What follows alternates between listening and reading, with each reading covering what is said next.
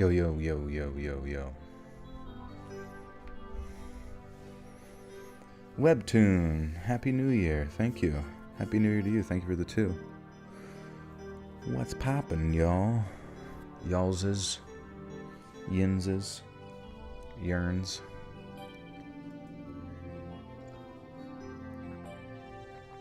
Making lives later and later. I don't make it that way. The universe does.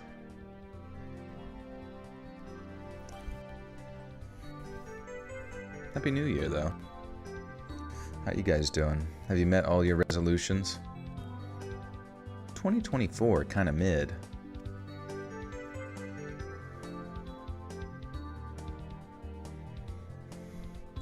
Sometimes when I start later, I get like more people, which is kind of funny. I guess everybody's got that insomnia. I can capture the little bit of the West Coast.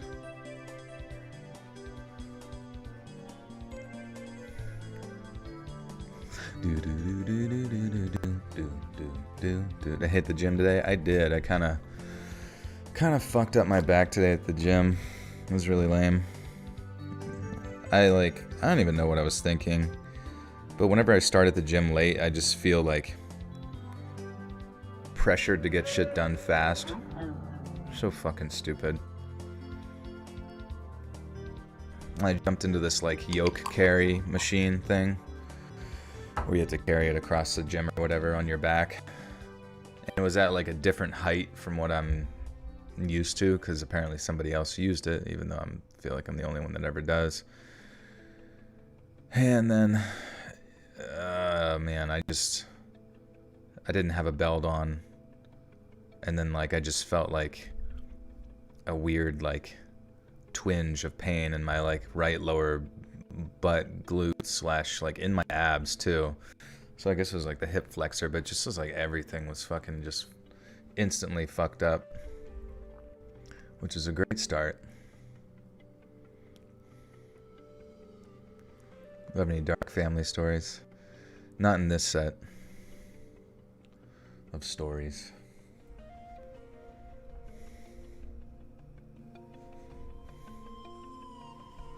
Probably, though. I was always the youngest in the family, so I feel like all the interesting shit was kept out of my purview. Probably my hoodest listener. I'm pretty sure everybody in here is pretty hood. Pretty hoodly. Couple of hoodlums. Couple hundred.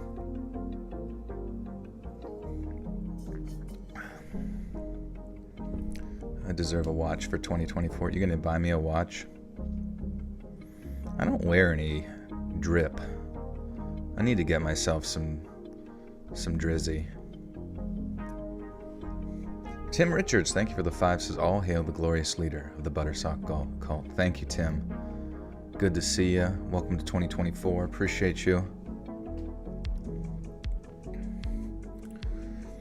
I had my first and only sleep paralysis experience while listening to you. Oh, perfect. I hope it was some disembodied voice attached to like a very blurry face that you couldn't quite decipher. Sat on your chest and then just like staring at you, tilts its head to the side and then lets out like a really stinky fart. Joe, we could build you a custom watch. I can build anything you want. Like specifically watch related? Because that would be dope AF. Drip or drown, Joel, it's your choice. I want to drown in it, bro. Honestly, I honestly thought it would be kind of sick to wear, well, never mind. I was going to say wear grills. It's just so hard to explain to people sometimes.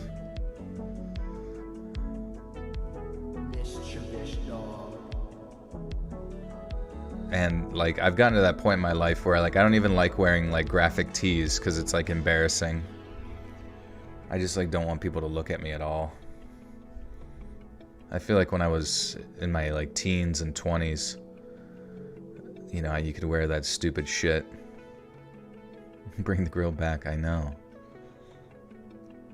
But I feel like, yeah, when you're in your teens and 20s, you just like, you're always trying to peacock and show off and shit.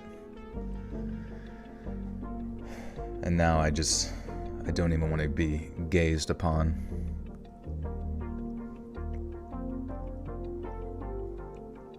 Base, money, fancy clothes, ops, coppers, I dispose.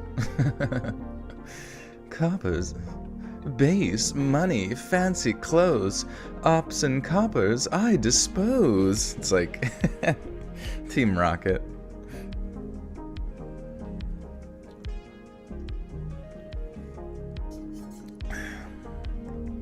I felt that hard, bro. I was shopping the other day. I couldn't find anything I liked because they were all graphic tees. Yeah, you know, you just kind of, sometimes you just want to look a little fresh rather than silly. The story you were narrating became reality for me until I realized I was awake and couldn't move. I was laying on my stomach. I was trying to move my arm with all my soul. I eventually managed. That's crazy. I hope I'm not manifesting any demons within people's homes. What if that is what's happening? What if every time you listen to an episode of Let's Read, you're inviting in evil? Can you please give Peter a shout out? He's my husband, doesn't think you're real. Hello, Peter. Peter, pickle eater. What you up to? Peter Parker.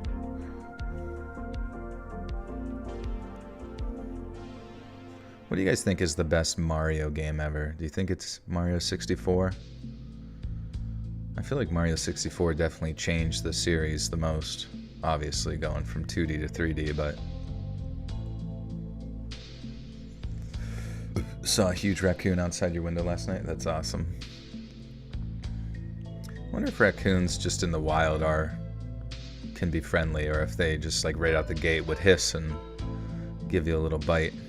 I see people with them as pets and they just look so funny, picking up your shit and like running away with it, all devious like. Yeah, Mario 64 is goated. Honestly, I don't even think I have like hardly any time in like the old Marios on the 2D ones, even though they looked amazing.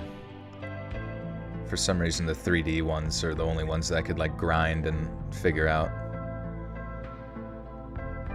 More of a 007. Yeah, 007 was great. I remember my brother had like Game Shark, and we would play 007. I would just play 007 with like all weapons, infinite ammo, invincibility.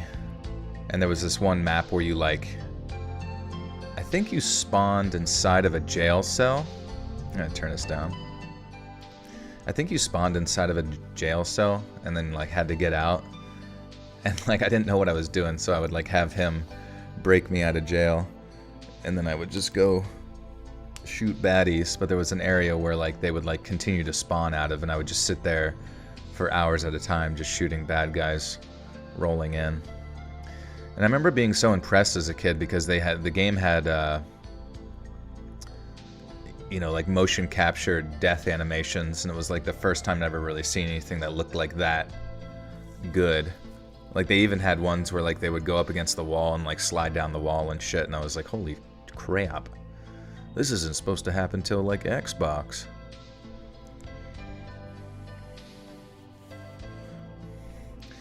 On my phone right now, my dog won't let me type because she requires pets and snuggles. Right, meow.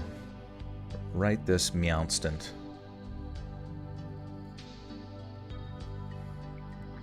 Didn't need Game Shark for those cheats. They are unlocked. Oh yeah, maybe it wasn't even Game Shark. Maybe they legitimately had them built into the game. I'm like remembering it wrong. So sick and depressed. Can you please say hey and cheer me up? Yeah, Dugak, what's happening? Don't be sad. You will get well soon. Probably just need to make some beats. Talk about dog men. Men that are dogs. Absolute dogs. What even are dogs? Let's ask Chat BBC. What is a dog man? What is a dog man? The dog man typically refers to a mythical and cryptozoological creature that is often described as a humanoid and anthropomorphic being with canine features, resembling a combination of human and a dog or wolf. These creatures are part of folklore and urban legends, particularly in some regions of the United States, where they are often associated with sightings or encounters in remote or wooded areas. It's important to note that dogman sightings and stories are generally considered to be folklore, legends, or hoaxes rather than verified scientific phenomena. While there have been numerous claims and stories about encounters with dogmen, there is. Why do I want to say there are? There is no concrete evidence to support their existence, and they are widely regarded as part of the realm of the supernatural and paranormal. Dogman legends and stories vary from place to place, and they often share similarities with other cryptids such as Bigfoot or werewolves.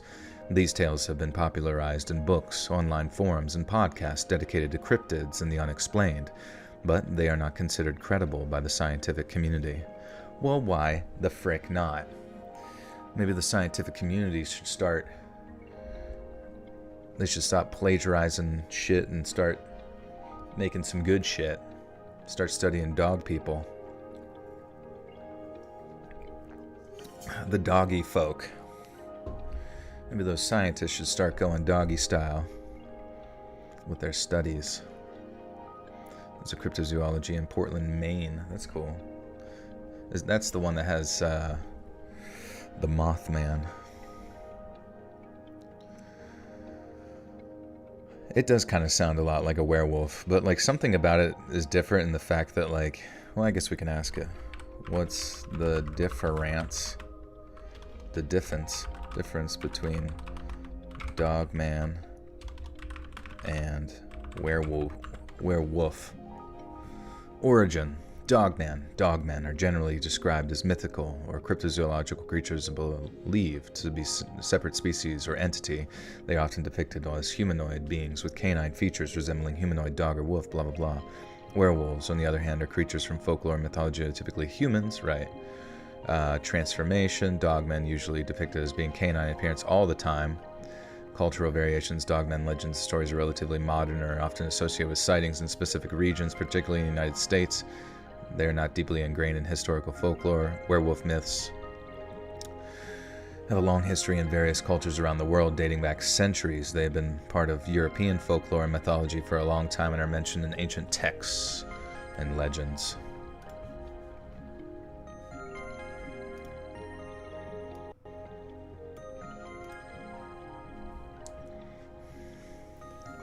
You'd be a rake. You'd be raking my garden.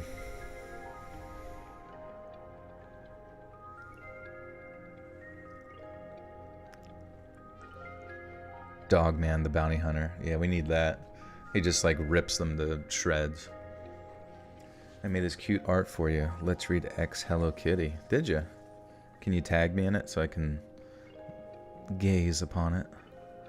David De La Rosa Jr. with the one. Thank you, my friend. Good to see you. Hyenas can eat anthrax-tainted meat and be okay with it. Those fuckers. Lucky dogs. How'd they figure that out? Maybe the hyenas were being troublesome. Joel didn't have a great countdown? What do you mean? For the New Year's? Did you read Billy the Kid comic? I don't think so. I don't even know what that is. Tagged you on Instagram the other day in a story. My rat fondue watching the stream. Really? Wonder why I didn't see that. That's weird. What will happen after 3 minutes and 10 seconds? We have to get to the hatch to find out. No, I'm just recording stories for tomorrow's video, so anybody new to the stream, welcome, welcome. We're just chilling, chatting, being homies, while I struggle through 6 stories tonight pertaining to dark family secrets.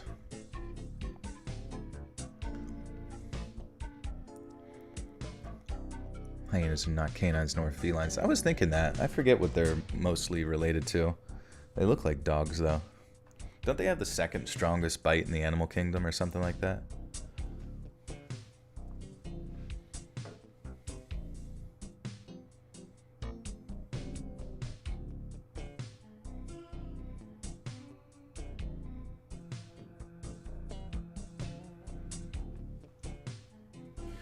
He just like me.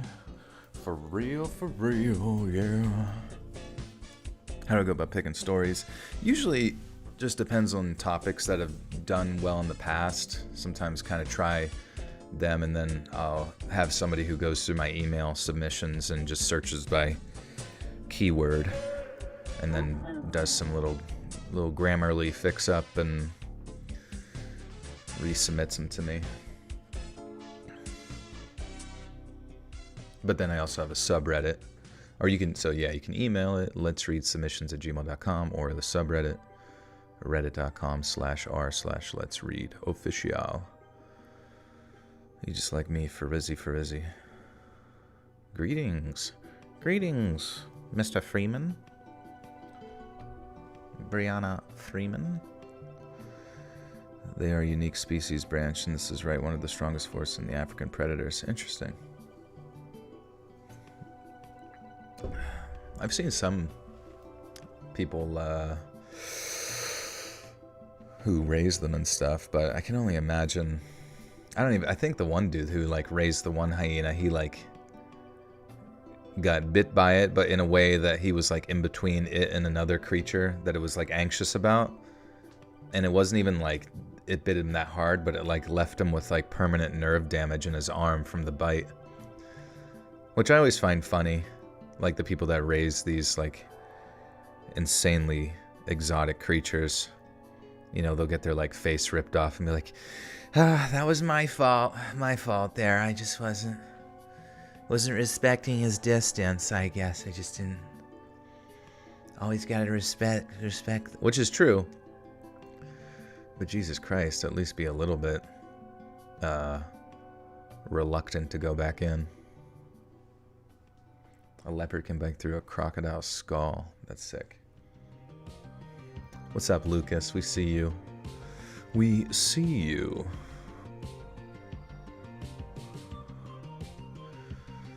Alright, let's kick this off. New year, new background screen. Well, not new, but Mike Tyson has lions and tigers. Yeah, but I'm sure he keeps them enclosed elsewhere. Eventually you can't, I don't think you'd be able to mix and match and have them kind of wander around the house. Perhaps he does, I don't know. It's just always scared me. Like, it would be so much fun to like hang out with like young lions or tigers as like cubs or whatever, but like just watching that documentary, the hell was it, The Tiger King? And seeing that one just like drag him like 15 feet across the yard till he like shoots a gun off in the air. It's just like, like sometimes Pradeep tries to kill me and I don't even see it coming. Like he'll just like latch onto my foot out of nowhere and I'll hear him make like a noise like, argh! When otherwise he's just purring on my chest, you know. Joel Exotic.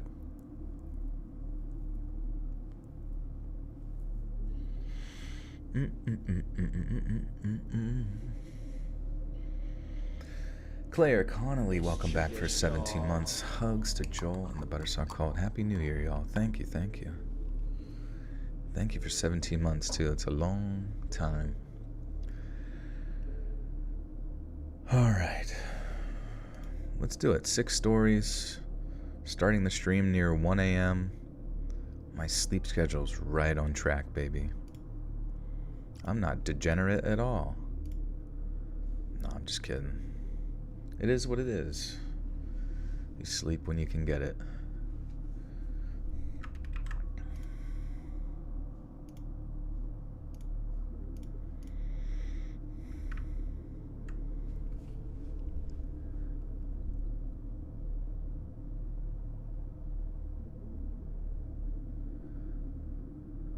My father came to America in 1946 at the age of just 19 years old. He'd somehow survived growing up during WW2 in that era in Poland, and he tried his best to make a life for himself once peace arrived, but it proved impossible. So instead, he traveled 300 miles from his hometown to the northern port of Gdansk to dank, smoking dank and Amish. I gotta look up how to say it's a Poland town. Pound.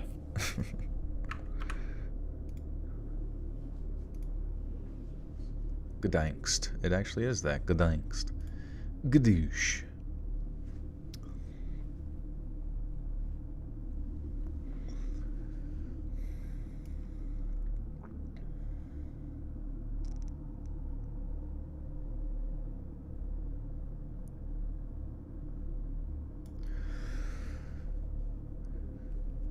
So instead, he traveled 300 miles from his hometown to the northern port of Gdansk, where he hopped on a ship and sailed all the way over to Ellis Island.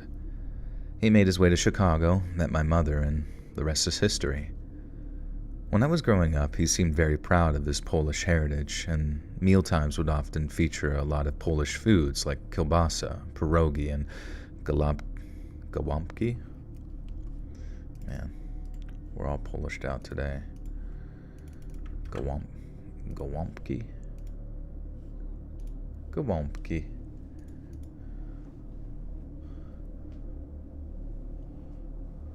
Glumpki.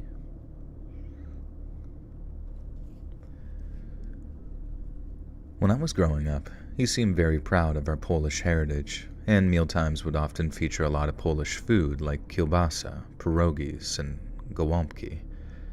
My parents were also very, very Catholic, and by that I mean our house was filled with cute little religious statues, along with prints of popes, saints, and Bible stories. My father never talked about growing up in wartime Poland, but by the time I was curious about it, my mom told me he didn't enjoy doing so on account of how terrible and sad it had all been. This was perfectly understandable. I probably wouldn't want to talk about it either, especially not with someone who wasn't there, who wouldn't understand, and would just end up feeling pity instead of joy whenever they were around me. Now, many years went by, many happy ones too, but as my father got older, his health began to fail. I remember him being in a state of decline for a few years until finally, some kind of medical incident left him bedbound, with the doctor saying that he didn't have long left to live. My siblings and I took turns taking care of him during that time, but I practically lived in his place during his final few months.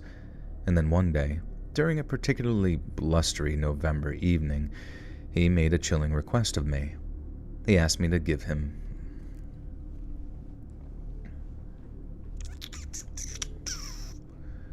Then one day, during a November evening, he made a very chilling request of me. He asked me to get him a priest. I knew that wasn't a good sign, but I did what was asked of me and got in touch with the priest who'd promised to come over, take his final confession, and give him the last rites. Usually speaking, that final confession consists of little more than a blanket admission, because only the repentant can be truly forgiven. And after that, the priest administers the last rites and a person can pass away in peace. But that's not what happened with my father. When it came to giving his last confession, my father began to speak in Polish in front of me for the first time since I was a child. I'm pretty sure he thought that I couldn't understand him, but that was only half true. My Polish has never been great, but I can understand way more than I can speak, and I didn't understand every word my father said to the priest that evening. But I got the gist, and I don't think I've heard anything that horrifying. Oh, whoops.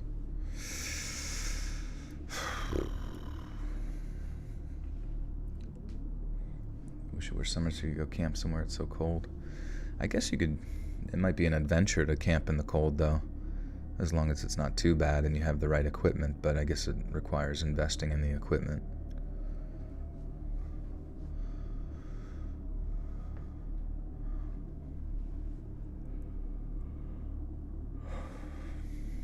You just moved into your new house, strange to have normalcy. That's good, though.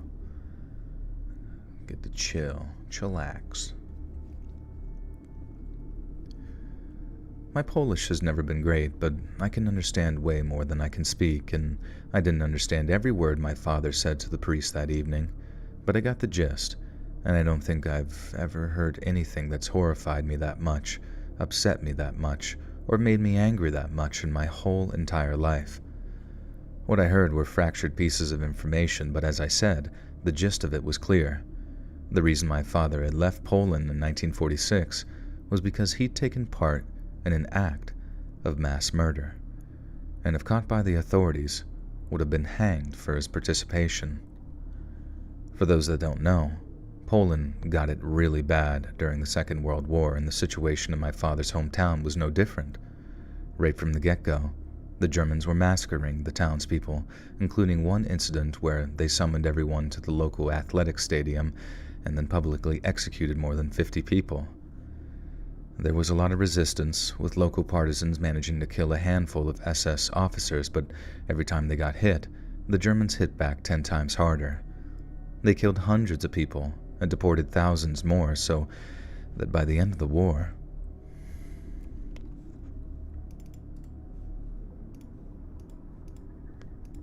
I don't know what the more Polish locations. Kielce. Kielce. Kielce. Kielce. Kielce. Kielce.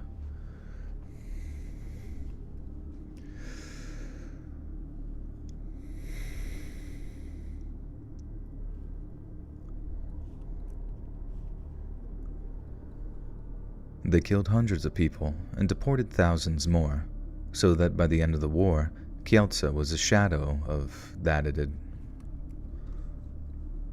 What? They killed hundreds of people and deported thousands more, so that by the end of the war, Kielce was a shadow of what it had been beforehand. But then after the Germans were kicked out of Poland by the Russians and various partisan groups, the peace was almost as bad as the war. Since my father's hometown had dozens of empty houses and apartments from all the people that had been deported or killed, a human tidal wave of refugees and traumatized survivors showed up looking for somewhere to live. Some of these people had lived there before the war and came back to find their houses had been either taken over by squatters or completely destroyed. So with no place else to go, they had to basically set up camp on the edge of town. The camp then grew and grew, with hundreds more refugees showing up because they heard my father's hometown was a good place to stay. Then, just like many situations like that, your good apples got along to get along. Wait, what? Your good apples got along? Oh, okay.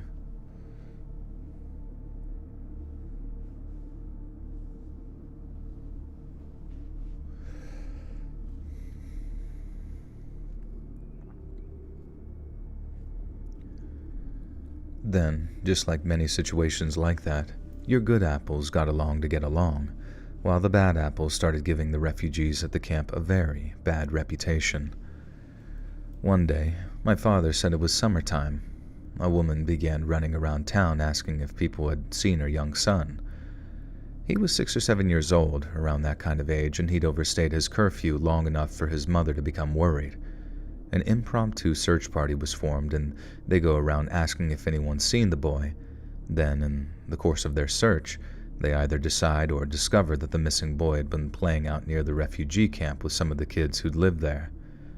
Well, one thing leads to another, and a posse of townsfolk march down to the camp and demand the return of the missing child.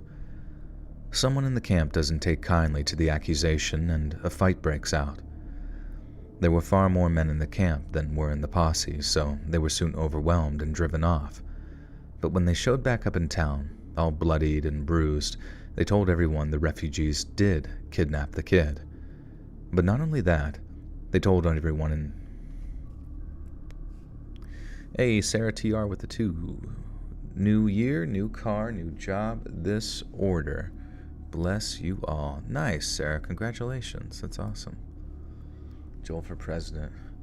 Being president seems either like the most chill job on earth, because you just let other people run the country, or it seems like the biggest pain in the butt. I'm genuinely surprised Joe Biden's still alive. Like, that like blows my mind sometimes, that how he survived it. Because usually they like age really fast from like the stress. But he's rocking and rolling, I fucking guess. Or at least I think he's alive. Destroyer Lynn, thank you for the gifter. 2, Eretz Streams.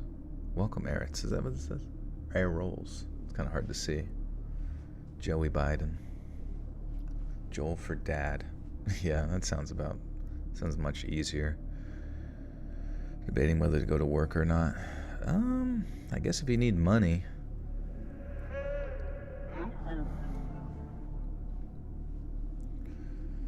We made a whole stream talking about you. Wait. Context. We made a whole stream talking about you for president. You made a stream? Do you like on your channel? Interesting.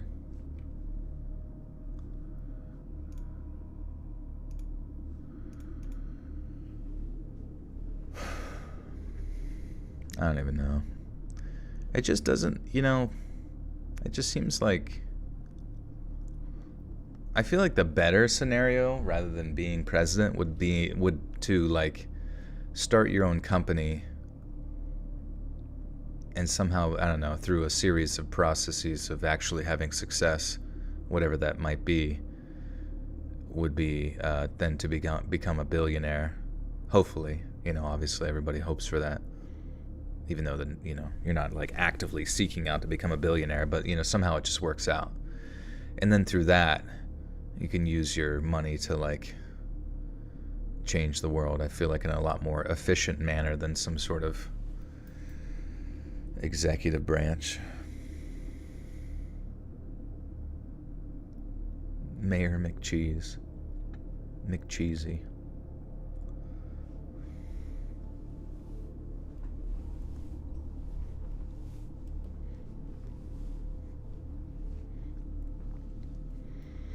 You started going to the chiropractor again this week. Nice, dude. Definitely try to get some stretching in there as well to kind of help the muscles to relax, because you can crack the bones and release that gas, but I feel like without the appropriate stretching and maybe even massage, it's hard to keep everything in alignment. Can you get a shout out, Lucas, my dude? It's good to see you.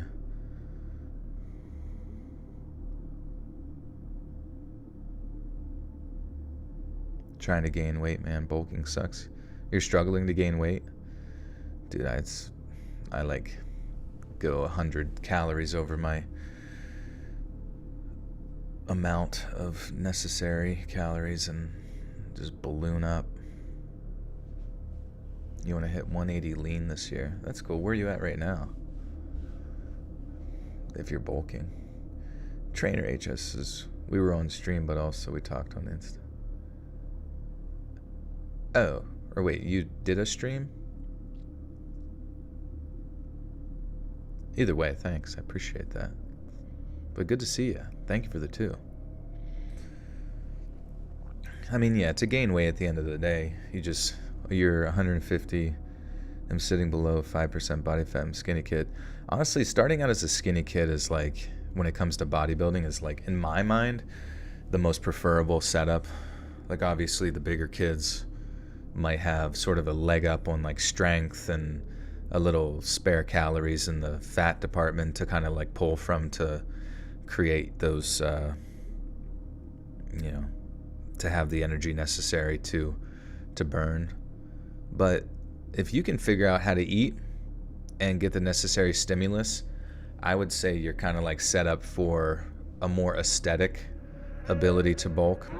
Because whereas like bigger kids, they during their bulking phases will end up storing fat in the old places back whenever they were chubs, in the love handles or man boobs or whatever it might be, like the less aesthetic appearances.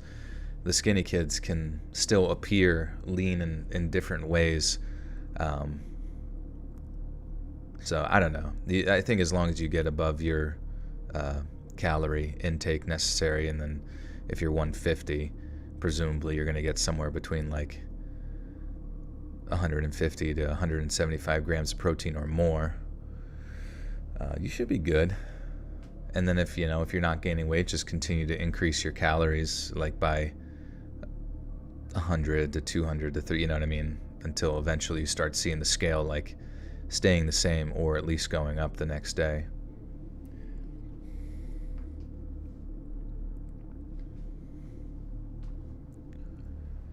You got a massage chair at your job. That's amazing. That sounds perfect.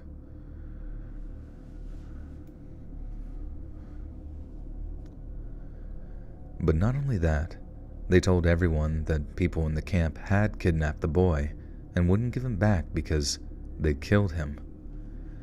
I guess the tension between the townspeople and the refugees was so bad that the townspeople didn't question the search party's claims. Then, just like in some old Frankenstein movie, the men and boys of the town formed a huge mob, then marched out of the refugee camp, and my father had been part of that mob.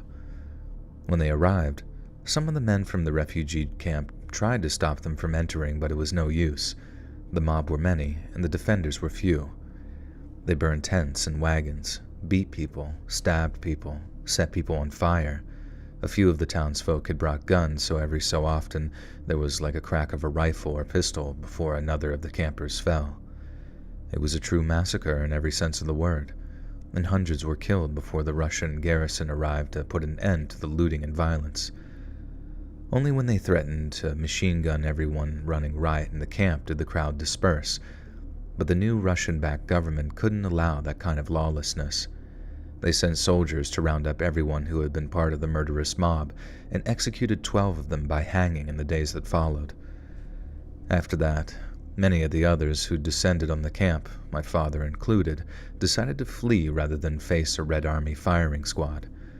And that's how we ended up going north to Gdansk, and how he ended up coming to America. As it was happening, my dad's confession, whoops.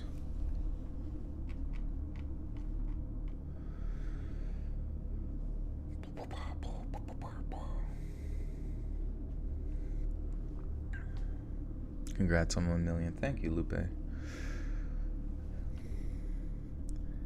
As it was happening, my dad's confession, all I got were fractured pieces of information, but it was enough to figure out the exact incident that he was referring to historically. I remember the feeling of my heart sinking in my chest when I realized every word he'd said was true, and that there was a whole Wikipedia article detailing what had happened in the build-up to it, as well as the aftermath. I think I could write for hours, use tens of thousands of words, and it's still... I think I could write for hours, and it still wouldn't sum up all those feelings of anger and shame and heartbreak I felt. Imagine it. Imagine going your whole life looking up to your father, seeing him as your greatest protector and thinking he wouldn't hurt a fly. And then one day, you find out that he gleefully stole from the woman and children he used rocks. Wait, what? Oh. Then one day you find out that he gleefully stole from the women and children he used rocks. That's right, rocks. To kill, okay. Sarah TR says, do you ever read the stream combos after it's over? No, I don't do that. That would be, I feel like, impossible. I don't even sometimes I'll listen back to, like, if someone leaves a comment on the VOD of the stream, maybe with like a timestamp of something funny, I'll go back and be like, oh, that was funny. But yeah, no. I feel like there's too much there's too much of the conversation going on, Like, I don't even know what everybody's even saying half the time. I look over and it's like, you guys are all having your own conversations, which is fine, but I don't really know how to, I feel like my brain struggles to, figure out how I would interject in anything unless it's, I have context to it. Space Pants 2024? Hell yeah, dude.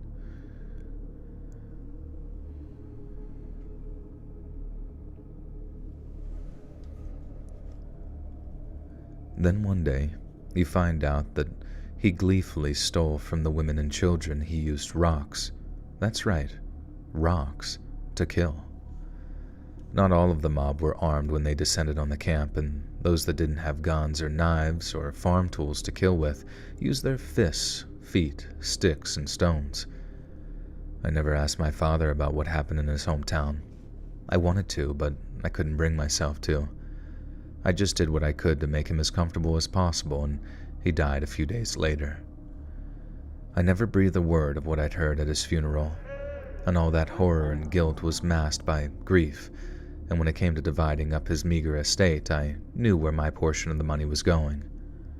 I'm sure the synagogue and the homeless shelter in my father's old Polish hometown were very surprised when donations of a few $1,000s each arrived in their bank accounts, but if they tried, they were unable to reach out and thank me for them. But that's okay with me, because I didn't make those donations in my name. I made them in my father's. Because if all the Catholic fire and brimstone stuff is actually real, I figured he could use all the help he could get just getting into purgatory. Because unless there really is such a thing as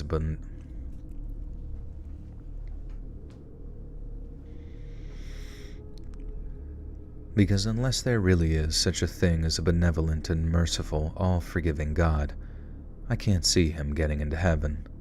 At least, not right away.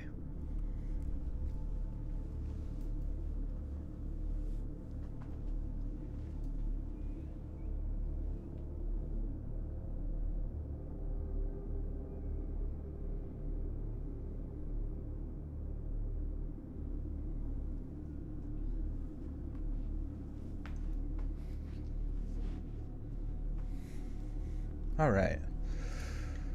Oh, man. Cool one to start with. Just kidding. Story number 2 of 6. All right, so what are you guys' resolutions for 2024? Your voice is super deep and gravelly, like when you were sick. It's awesome, but you okay? I'm healthy. I'm not sick. It might be a little dry. Might be a little dry down here. Drink a little more water.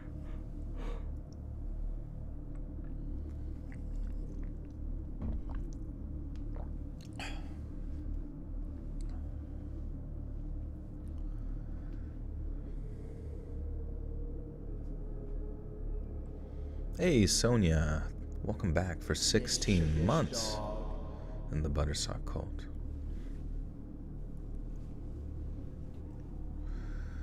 You need some Dr. Pecker. Yeah.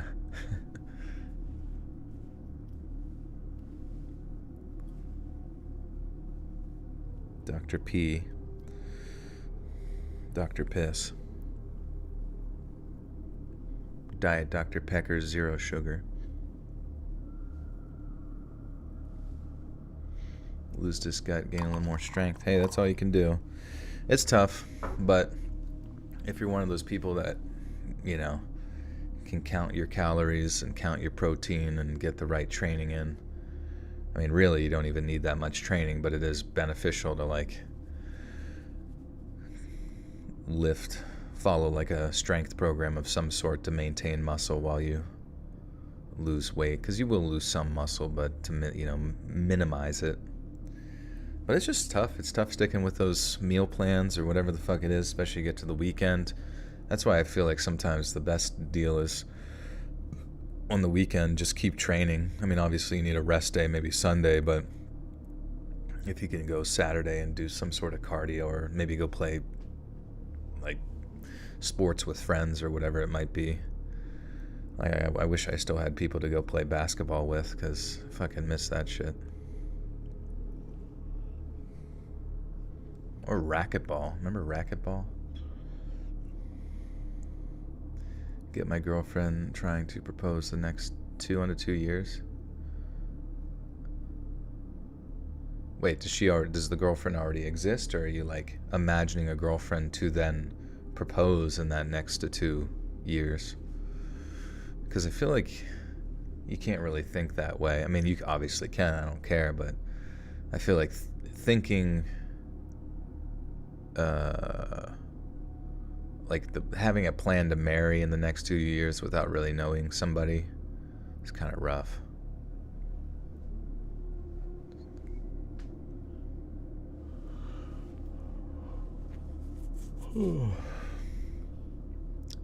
Yeah, I don't really have a New Year's resolution. Maybe I should make one. What should I make my New Year's resolution? I can't think of anything. After my dad passed away, my wife and I moved when After my dad passed away, my wife and I moved my mom in with us, and she got to spend her last few years in the comfort of family. We couldn't afford a home, but even if we did have the money, she'd never have accepted living in one. The way she saw it, selling the house and saving our retirement home money meant... What the fuck? The way she saw it, selling the house and saving on retirement home money meant more cash towards our kids' college fund. But first, I'd have to clean the place out, do a little redecorating, then put the place on the market. And so one day, I went over to the house to start clearing it out. I started with the ground floors, made my way to the second, and then finally, I was faced with clearing out the attic. But then as I was doing so, I realized a lot of the stuff up there amounted to a chronicling of my family history. There were all kinds of photo albums, mementos from Hawaiian vacations, and then a whole folder stuffed with pieces of paperwork like birth and death certificates. And that's how I found out my second name was not actually my second name, and that at some point, my parents had gone about changing the family's last name. From what I could tell, this all took place when I was 4 years old, so... Wait, what the fuck? And that's how I found out my last name was not actually my last name, and that at some point, my parents had gone about changing the name of our family. From what I could tell, this all took place when I was 4 years old, so it was a little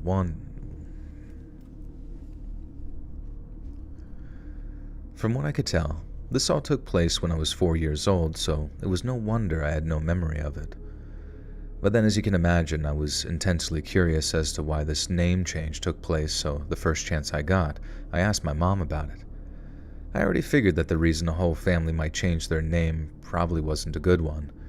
We'd been either running from something or hiding something, or probably a combination of the two. So when I put aside the time to actually sit down with Mom, show her the paperwork, and ask why our family changed its name, I knew it wasn't going to be an easy 2-minute explanation. The kids were at school, my wife was at work, and Mom was watching TV in our living room. Then, Whoops.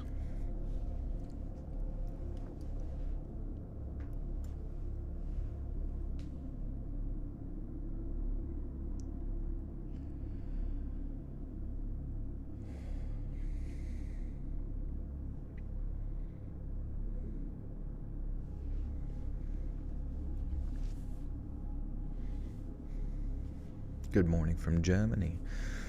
Guten Tag.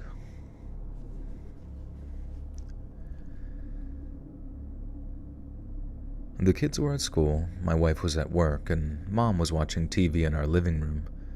Then, in as delicate a manner as possible, I asked my mom if we could talk, and then showed her the paperwork that proved that she and my dad had changed our family name.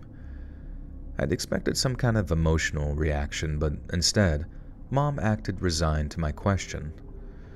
She knew that I'd probably find the paperwork during the process of clearing their home, which for the record wasn't the same one that I grew up in. The thought had occurred to me and it panicked her at first, but since the events in question were more than 40 years old, it was always an inevitability that I'd find out in some way, and she figured then would be good as time. Oh my god.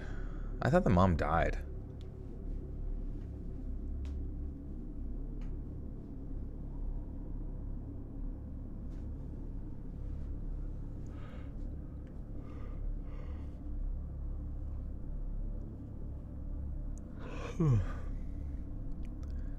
The thought had occurred to her, and it had panicked her at first, but Since the events in question were more than 40 years old, it was always an inevitability that I'd find out in some way.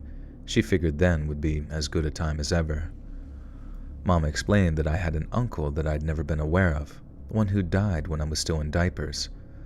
The circumstances of his death had caused a great scandal, so to avoid being harangued by journalists and vigilante types, my parents decided to change our name, then moved across the country to begin a new life. I think Mom tried to avoid telling me what actually wanted.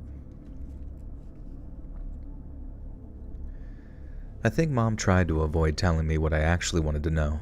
It was like watching her take bites out of each side of a devil dog, carefully scraping away the cake part. What? What the fuck is a devil dog? Is that a cake? Or like a snack?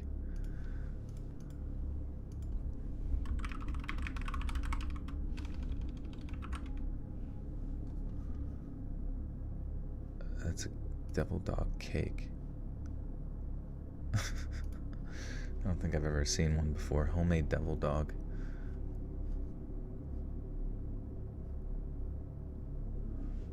It's like a moon pie. Ho-oh. Interesting.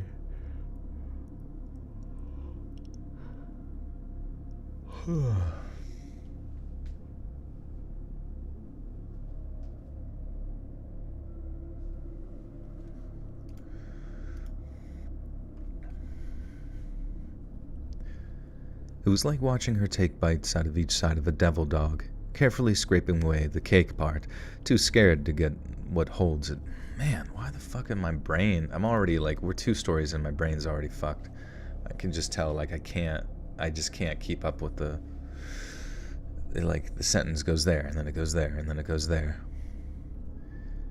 It was like watching her taking bites out of each side of a devil dog, carefully scraping away the cake part, too scared to get to what holds it all together.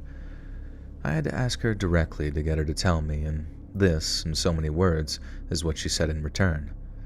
My paternal uncle and my future aunt by marriage met while they were in college.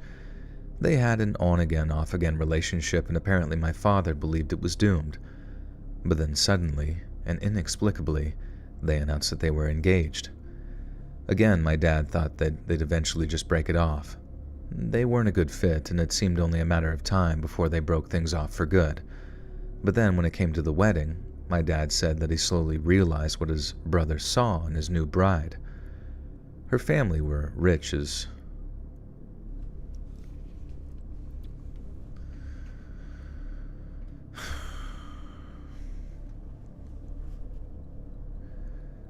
Her family were very rich. From what Mom said, they were old and new money. All their cash came down from way before, and they'd invested it wisely, and it showed. Mom said they owned a chain of canneries or something. Canneries? What the fuck is a cannery?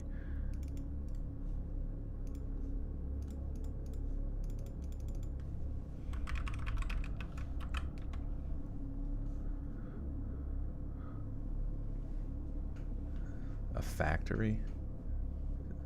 It's called a canning factory. Hey, Hawk, what's up, dude? Mom said they owned a chain of canning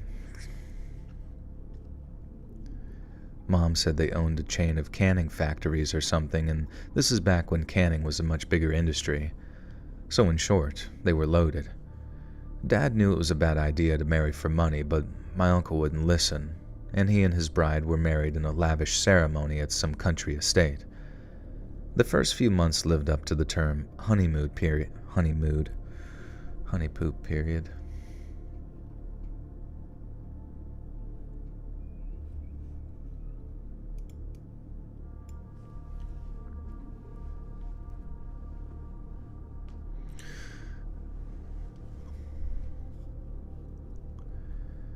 The first few months lived up to the term honeymoon period, but after that it was back to business as usual. There were fights, talk of annulment and divorce, but still the couple went on, and with my uncle having become accustomed to a certain lifestyle, he wasn't willing to give up easily. And then came the accident. My aunt and uncle had been out. What?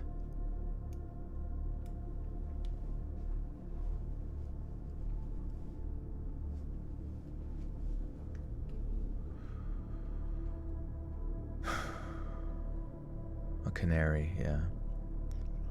A canary factory. Canary in a can. My aunt and uncle had been out hiking when my aunt had apparently taken a nasty fall. She was rushed to the hospital with life-threatening injuries, and the doctors managed to save her life, but after the surgery, our family got the bad news. She would never walk again and was unlikely to regain the use of her arms. She proved the doctors wrong on the second part.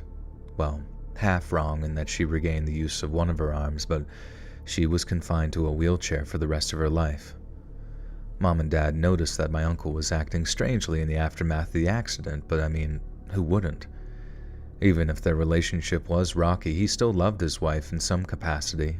At least my parents thought so. So it was only natural that my uncle wasn't in good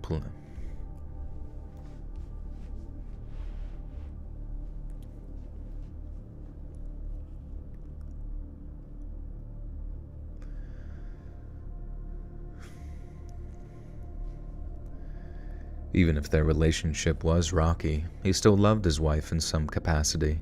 At least my parents thought so. So it was only natural that my uncle wasn't in a good place following the accident. They had to remodel their house. The prospect of children was pretty much off the table, and it was a terrible transitionary time, but everyone adjusted. Or so they thought. One day, my dad gets a call from my grandpa, who had some more bad news. My uncle was dead, and so was my aunt. Both had taken their own lives. Obviously, this was incredibly shocking news, but that wasn't all of it. As things progressed, the family got more and more info, learning that my uncle had hung himself first before my aunt had overdosed on pills.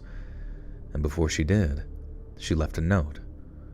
Only my father and grandfather actually read it, and as far as I know, it's back in some evidence file someplace if it's not already been destroyed.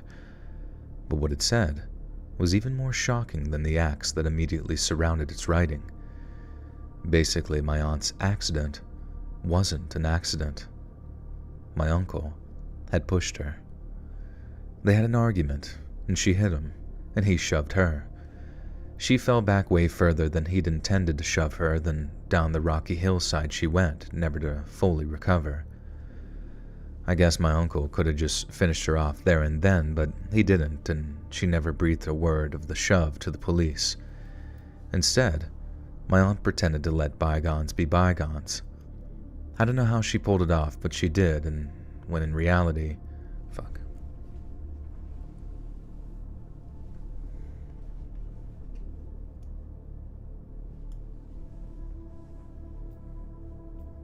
Hey, Colin. Oh my goodness. Welcome back for 50 freaking months. She's just got my newborn to sleep, ready to listen while I fall asleep. Thank you, Colin, so much for 50 months, and congratulations on getting the baby to sleep. And on having a baby. That's awesome. Oh, my back is fucking... Oh, I'm so mad at myself. I should have just, done a proper warm-up. I don't know, I just thought that I could get right into it.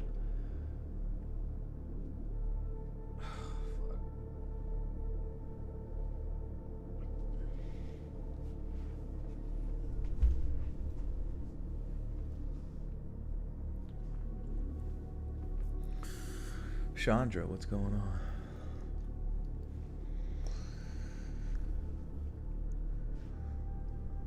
I guess my uncle could have just finished her off there and then, but he didn't, and she never breathed a word of the shove to the police. Instead, my aunt pretended to let bygones be bygones. I don't know how she pulled it off, but she did, when in reality, she was intent on revenge. All the letter said was that she wore him down until he did it. And God knows that... Fuck. God... Man. I just want to get on a fucking roll here. All the letter said was that she wore him down until he did it. And God knows what the hell that entailed exactly.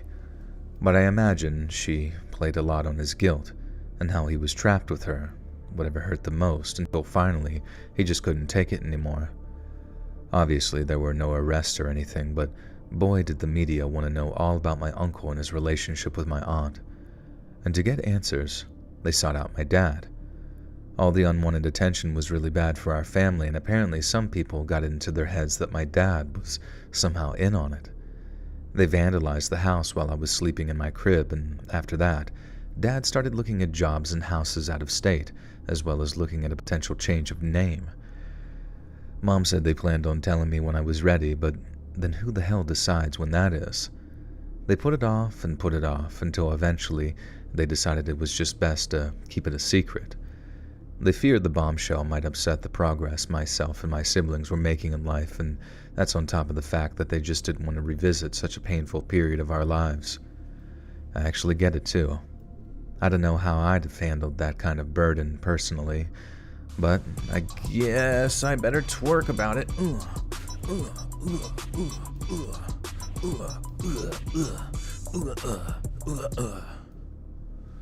Lauren NASCAR with a big 30 buckaroos. I had to get the twerk king going. Clap those cheeks, everyone. Also, I'm thinking of upgrading from NASCAR to Formula One. Hell yeah, dude. But be careful. It can get dangerous out there on the tracks. Thank you, Lauren. Appreciate you. Very, very kind.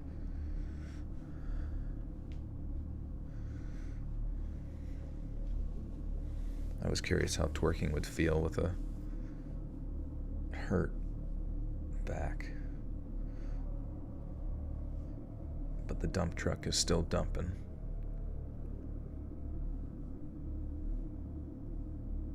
The baby pushed the on. This is probably what happened.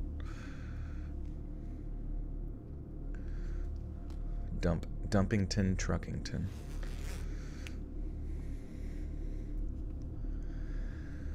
I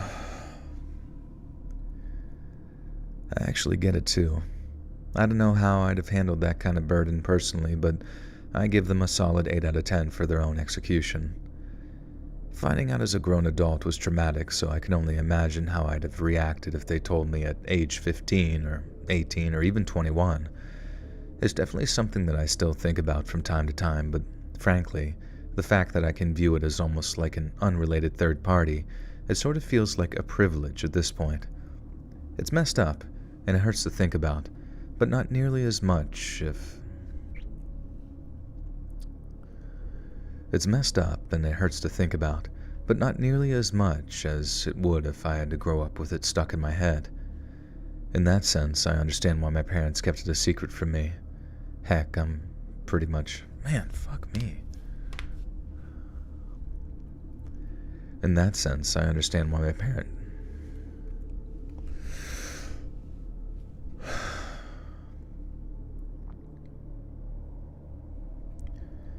In that sense, I understand why my parents kept it a secret from me. Heck, I pretty much endorse and applaud it at this point. Sometimes secrets need to be kept because at a certain age, uncomfortable, unpalatable.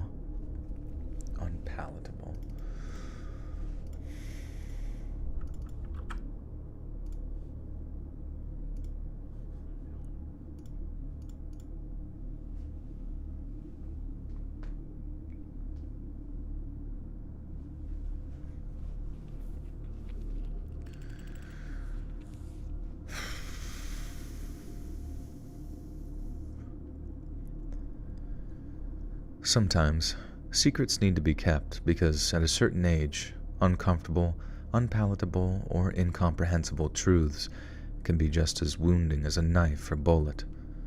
I see it everywhere. Kids who grow up knowing too much, too soon.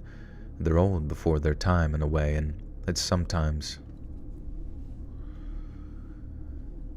Kids who grow up knowing too much, too soon. They're old before their time in a way, and it's something they carry with them into adulthood. But I didn't have to carry anything with me. I never had any kind of mental burden forced upon me. My parents did the opposite. They shielded me from it, and for that, I'm very grateful. Hooked on phonics. Taught me to read. Hooked on meth. Took it away from me. Alright.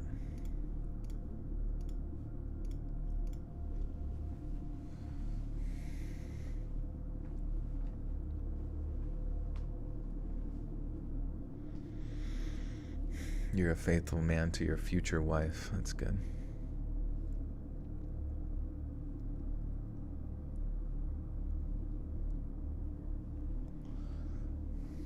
Can I do some stretches real quick? I feel like legitimate dog shit.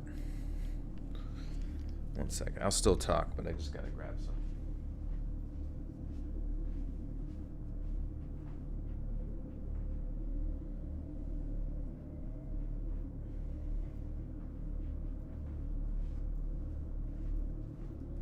I have this, well, it's not really made of foam, but it's like a foam roller, you know what I'm talking about? But it's a little bit harder.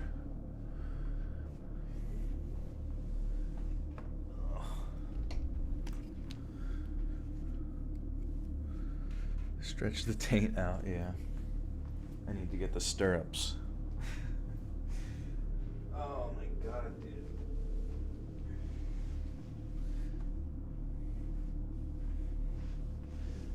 I'm just gonna roll for a second. For just a wee bit. Just a tiny bit of roll. Oh my god, bro. Fuck. Fucking shit, bro.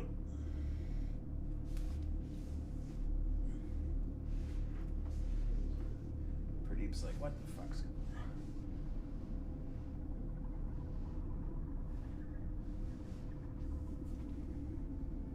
on? Man. I wish you could, like, see... I don't even know. I really want to invent, like, some sort of black goo. You get inside of like a tank, and then the black goo starts to form around you, and it's just basically like nanoparticles that can identify your weak areas, and then just like push specifically in there at like a certain pressure, and then it releases, and then hopefully your muscles release whatever tension exists, while also simultaneously like cracking your back like a chiropractor or some shit. That'd be sick. They should invent some fucking like goo, some like Stretch Armstrong like thing you can get into. Not that it's gonna stretch you, but the goo from Stretch Armstrong is, you get the idea. One second. I know this is like super boring here, but I just fucking need it. I'm like standing on like, I'm gonna die. I actually can't. This is so fucked. I can't do this with headphones on.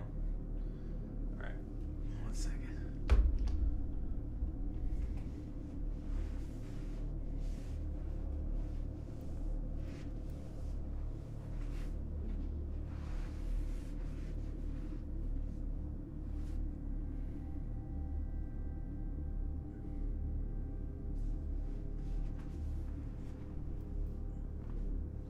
Dude, I need a bigger foam roller. This one sucks cock.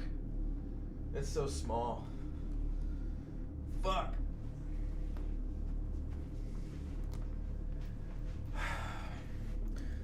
I hate the world.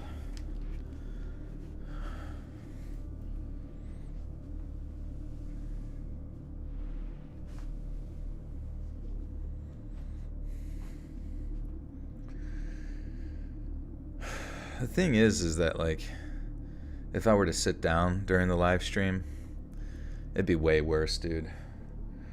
Because like sitting down is like probably one of the worst things you can do for your back, especially if it's already hurting. Just because the circulation to your back is like definitely not as good.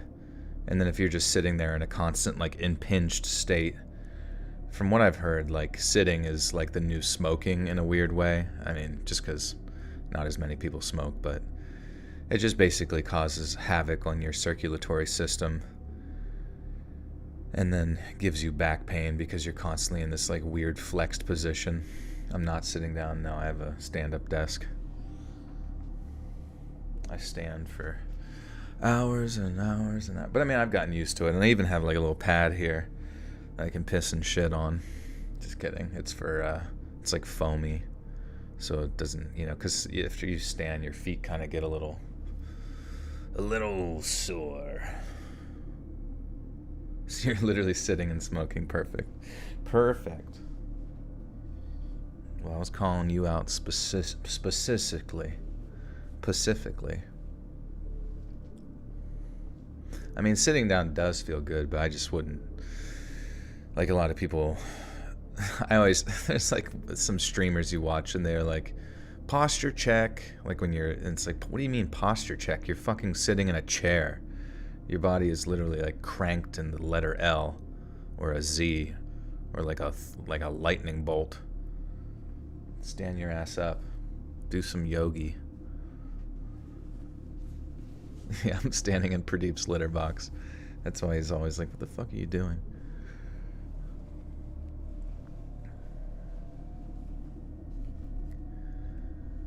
A couple years ago, after helping my elderly parents clear out their attic, I came across a box of old photos. I took a break from cleaning and carrying and then sat down on a full box to peruse them.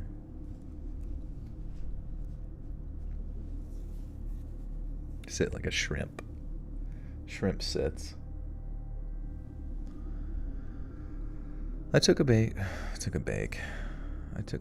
a cake.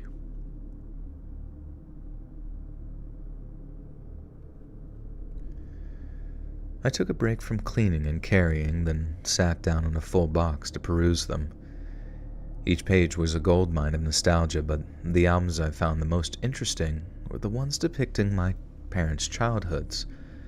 There was a whole album featuring shots of my mom's side of the family and another featuring my dad's. But as I went through the latter, I noticed something very curious.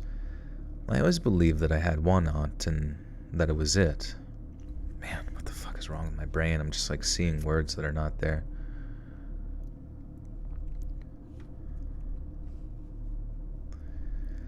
I always believed that I had one aunt and that was it. But in the pictures, my father quite clearly had two siblings. At first I thought that it might have been a cousin of his or something, but as I progressed through the album, it became clear that, yes, I had a mystery uncle that I had been completely unaware of for the better part of 4 decades. As you can imagine, my first thought was to ask my mom and dad about it, not in an overly confrontational way, but it wasn't exactly the kind of thing that I was happy to put off until a later date. I wanted to know, and when I wanted... Jesus Christ. I wanna...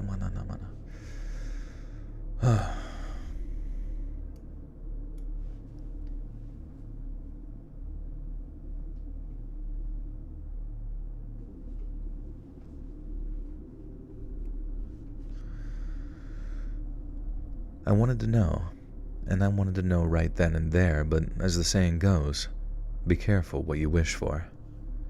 The mysterious uncle was named Joe, and Uncle Joe had passed away when I was still in diapers, which is why I didn't remember him.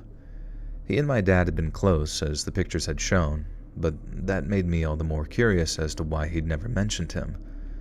When I brought it up, I immediately detected this bristling contempt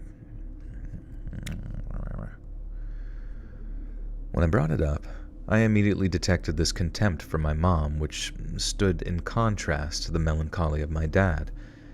This was my first big clue that whatever happened, it had been some sudden, random tragedy, or at least there had to be a little more to the story than that. And boy was there ever. One day, Dad drives over to Uncle Joe's to borrow a hacksaw or something. He knocks on the front door and there's no answer, but instead of just driving back empty-handed, he walks into the backyard to let himself in the back door. The back door is open and my dad calls out for Uncle Joe, but again, there's no reply.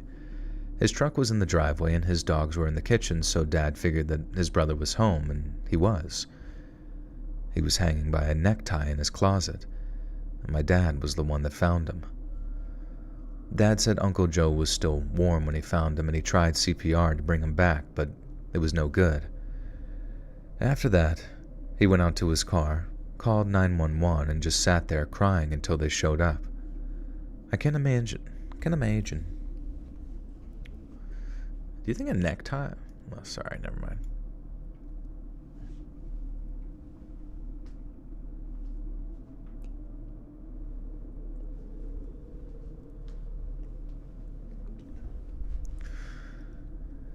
I can't imagine how painful that must have been for him. Finding out your brother just took his own life is one thing, but being the one to find him, that's a whole other level of messed up. A lot of folks attended his funeral, all asking why Joe would do something like that because, to everyone that knew him, it was a complete mystery. He had no history of depression or anything like that, and I know some people can hide that stuff really well, so at this point, it's almost cliche to say no one saw it coming. But Dad said that in Uncle Joe's case, that cliche applied double. He was a man's man, loved hunting and shooting, but he also wasn't one to bottle up his feelings. If he had a problem or something on his mind, he wasn't afraid to share it, and my dad was usually his first person to call. So as heartbroken and blindsided as everyone was, the worst thing was being plagued by the question of why. But just a few weeks later, Dad gets a call from the county sheriff who asks if he can stop by to have a talk with him. Dad said he had no idea what the sheriff might want to talk about, but wasn't suspicious of anything because they'd been in touch quite often since he found his brother's body. But when he got there and said what he had to say, it changed everything. In the weeks that followed Uncle Joe taking his own life,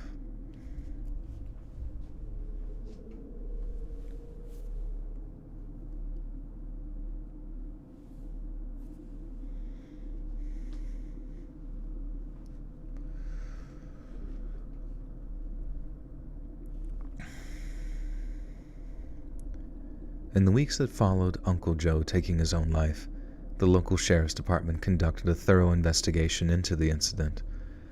They didn't want to speculate on what might have happened until they had all the available evidence, but once they did, an extremely chilling picture began to emerge, one that was all summed up in Joe's note.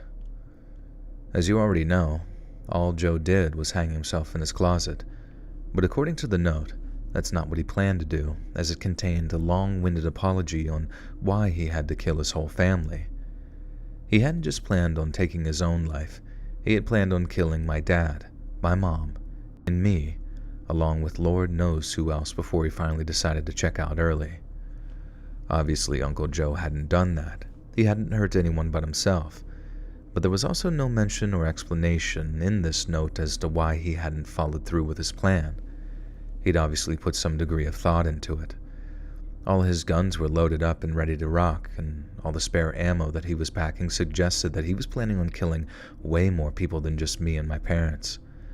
But then, for some reason, when it came to actually going through with it, I guess he had second.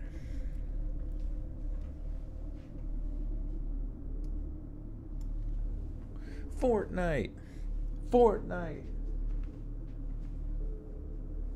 Dude, Fortnite's getting crazy. I don't play Fortnite, but I saw that they have like an entire Minecraft style game inside of that with the Lego world bullshit. And it looks insanely good. And then they have like a racing game inside of that. I forget what it was called. And then obviously the normal Fortnite has all of its bullshit. But it's crazy. I don't know, it's just wild.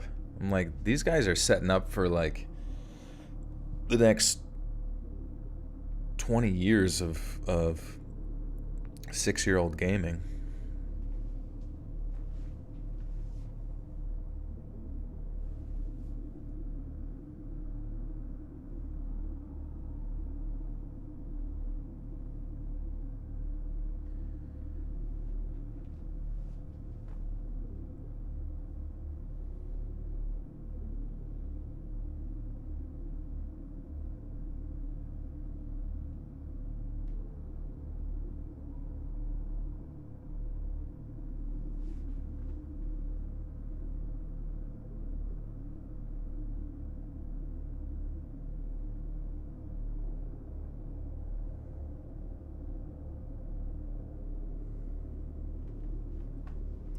Anyways, my favorite video game? I don't know, they all suck.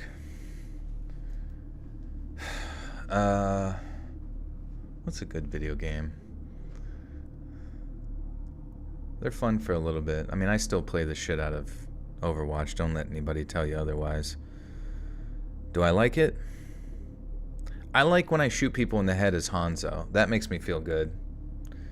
That makes me feel like a cool cucumber man. I like playing Torbjorn and killing people with a hammer. I like setting traps and as Junkrat and blowing people into little schmithereens. I like throwing rocks at other Sigmas as they're alting and ruining their alt. But for the most part, the whole game is complete bullshit. And there's this new hero. His name's Malga. He is meta, and meta means he is the best character to choose in the world of tanks, specifically for the game.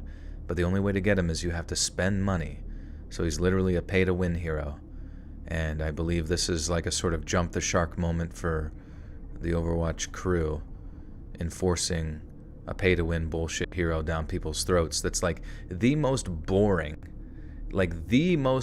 hero design you would ever imagine in your life. He just stands still and shoots these giant turret guns in his hands, where the one lights them on fire and then the other does damage while on fire, and it gives you health back and gives your friends health too, or overshield or some bullshit. But most of the time it's like both people pick that character Malga and then they just sit there and shoot. Nobody dies until somebody picks Anna and like makes it so he can't heal himself. It's just it's so embarrassing. It's like I genuinely don't like. You have so many people you can pick from. You can steal ideas off of Reddit. Yap. I'm gonna be yapping about that game, bro. It's my only time I can complain. And this is what they come up with. It's so embarrassing. You're drinking your Mountain Dew? Hell yeah, dude. I've tried the alcoholic Mountain Dew. It's not great. Well, it's okay. It's probably the best of all the flavors, but there's just something about it that feels off. I just kind of like don't want to know that it's alcoholic, you know? You play as Orisa, you can't play any other tank. Oh, man. Well, maybe you can play Malga, because they're pretty similar game styles, but yeah, I hate Orisa too. Not to knock on you or anything like that, but man, God, my God, what a terrible... Like, she's just so unfun. She can't be... I hate the tanks that you just, like, can't kill. And, I don't know, such pain. Galactic Bitch with the 5 says the last 2 days have been extremely tough, so I'm very thankful to have this as a distraction. Lots of love. Thank you, Galactic. Good to see you. Good to see you. What's my favorite band? I wouldn't say I necessarily have a favorite band, but I just be listening to everything.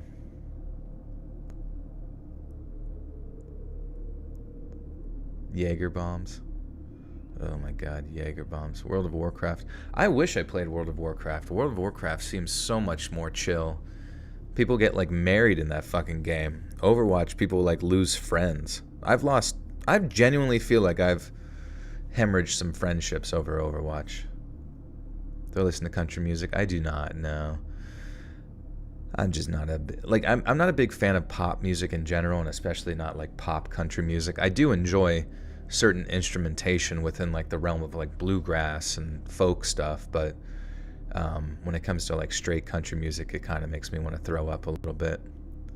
Nothing against it. It's just like something about it, like it's like watching a cringe compilation a little bit.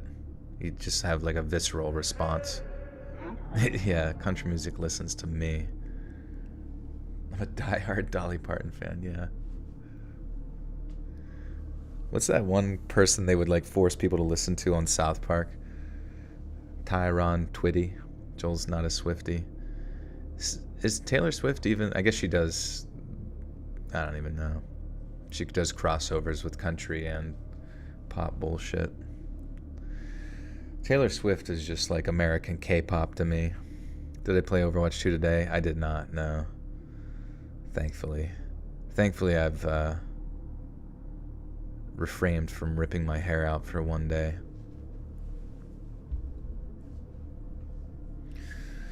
I don't know. Oh yeah, Conway Twitty. Ladies and gentlemen, Mr. Kanye Twitty.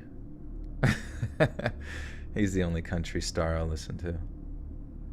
And specifically through Family Guy. I still like. I'll be honest with you. Like, I mean, we talked about it before, but I'm telling you, like, Family Guy's better than South Park.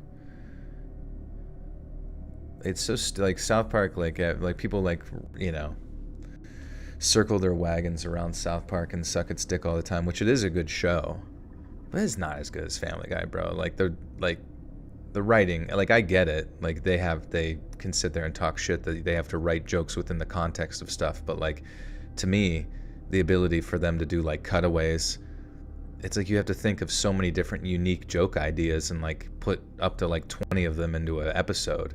That to me takes like way more work than like South Park just repeating the same fucking like, Sentai pad, you didn't read the fine print. That means that you have to glue your mouth to that guy's asshole. Man. It's like, all right, man. You guys tried real hard writing this in 6 fucking days. Which does, is impressive. But I mean, like, you know who also does shit very short notice? YouTubers. And I would say, honestly, that some YouTubers have, like, more fucking work ethic than Trey and Matt Parker Beans. I've been fucking with Facebook cop videos lately. No TV shows than Facebook cop videos hit different. Yeah, I don't really like.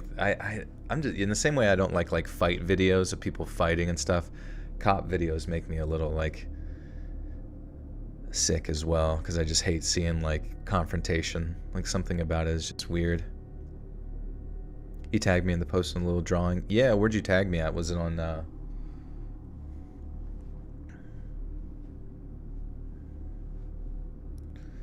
opinion on Suicide Boys? The rapping crew, I like them. I like their vibe. I believe they were one of the bigger influences over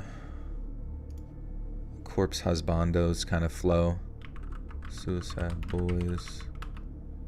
Yeah, type B, that's, yeah.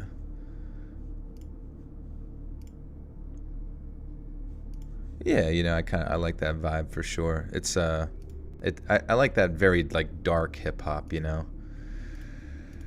kind of puts you in the mode of lifting some big old weights.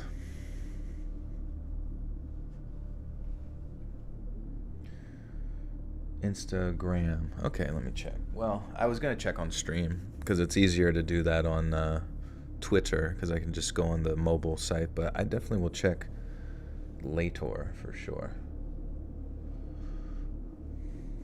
South Park's your religion, which is fair. I'm just saying comparatively, and like the work ethic and the team, the team that's required for it, and just and I remember that whenever they called out Family Guy or whatever, there was like other animators within that Hollywood realm that was sending them flowers and saying thank you and blah blah blah, and it's like, that's just jealousy, man. That like just subconsciously, that is just jealousy. Like, sure that I would say those shows do have to like find ways to implement their comedy in a way that's not so ADD or like random as Family Guy. But it's like the storylines in those shows aren't fucking serious in the first place. Like, your goal on a show, a comedy animated show, is to make me fucking laugh.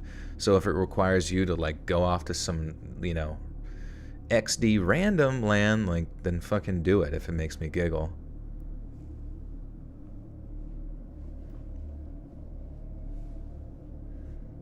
Christian country. I remember there was like a Christian radio station that whenever I would go to church and stuff growing up, people would listen to, and it just made me fucking sick. It's just like the worst shit ever.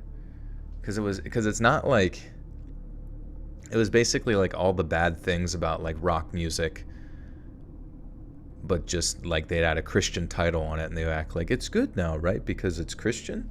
Like, no, it's you still have to have skill within the world of like instrumentation and musical structure and being catchy and all that kind of stuff. And I just feel like all it would do is like take advantage of the concept of some religion, Isn't all country Christian? I guess that's true. You don't really come across too many like atheist country songs. I want to thank the spaghetti monster in the sky. I want to thank evolution for giving me opposable thumbs, yeah. I want to thank the fermented yeast in this beer here. And I want to thank the science community for inventing tweezers to get out ticks or something. I don't fucking know.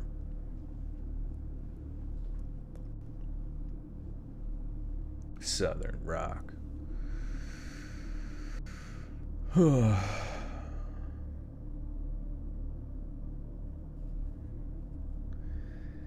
But then, for some reason, when it came to actually going through with it, I guess he had second thoughts. Maybe he did what he did as a way of protecting us. I mean, that's what I choose to believe anyway. As for my parents, they don't know what to think, and when it came to that part of the conversation, my dad excused himself and left the room. Mom was still angry, and she said it wasn't at me for bringing... Oops.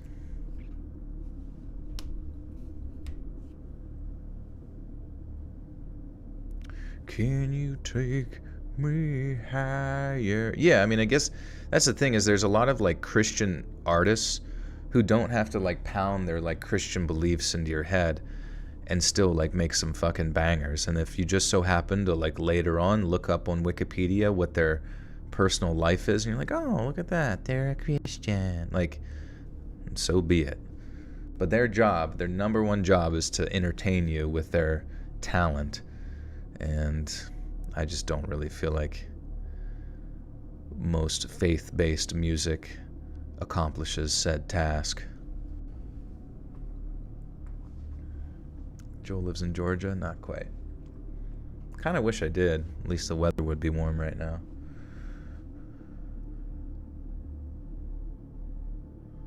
Chevelle. Chevelle was a Christian band? No way, dude.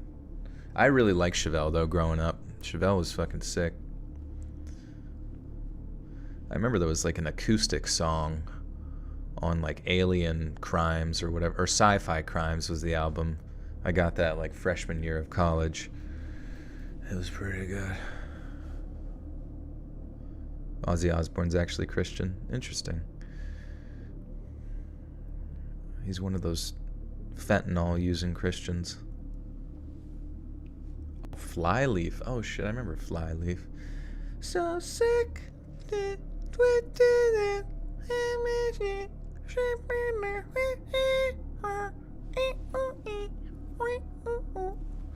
I'm so sick.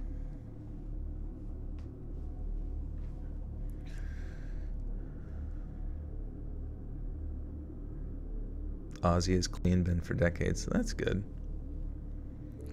Been for decades. Sorry. Claire Connolly with the tooth says POD was an exception. Were they Christian too? I guess they didn't say about it either. That's interesting. That's a lot of like 90s, early 2000 rock. Evanescence, Christian at first.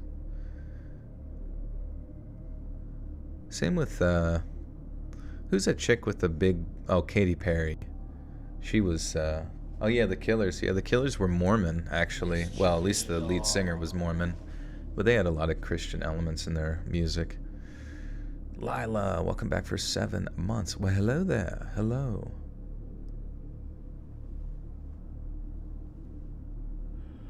21 Pilots. Probably. The devil is a believer in God. Let that sink in. That's true, Robin. That's true. Even the demons revere his name. Also, hello, Mr. Robin. What you up to?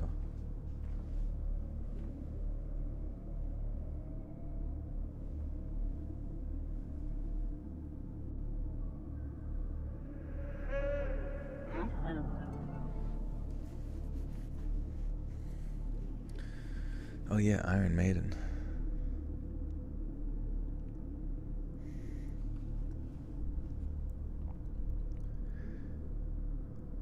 Fuck, where was I? Mom later told me she gets mad because, wait, if they didn't... Mom was still angry. She said it wasn't... Oh, okay, yeah. Mom was still angry, and she said it wasn't at me for bringing it up, but you could tell she'd rather have kept the whole thing buried. If they didn't tell me, I might have gone digging for info myself, and with Uncle Joe's death certificate being up in that attic, too. Am I saying that right? Attic. Attic. Why do I keep saying? I feel like I say attic, like with a D.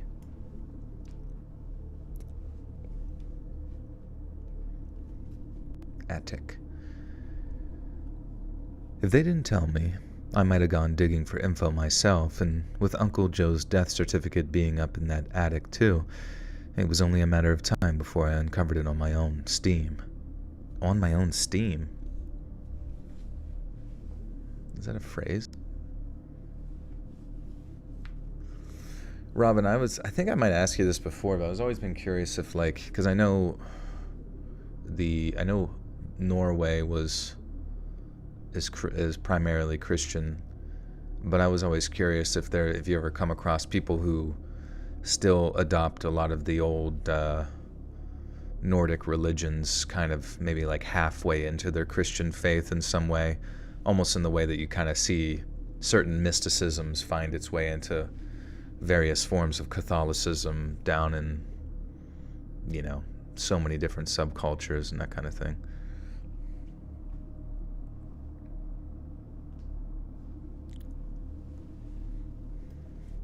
What's up, Michelle? How you doing? You have a strange disease. What is it? Hey, BJ Smith, what's up?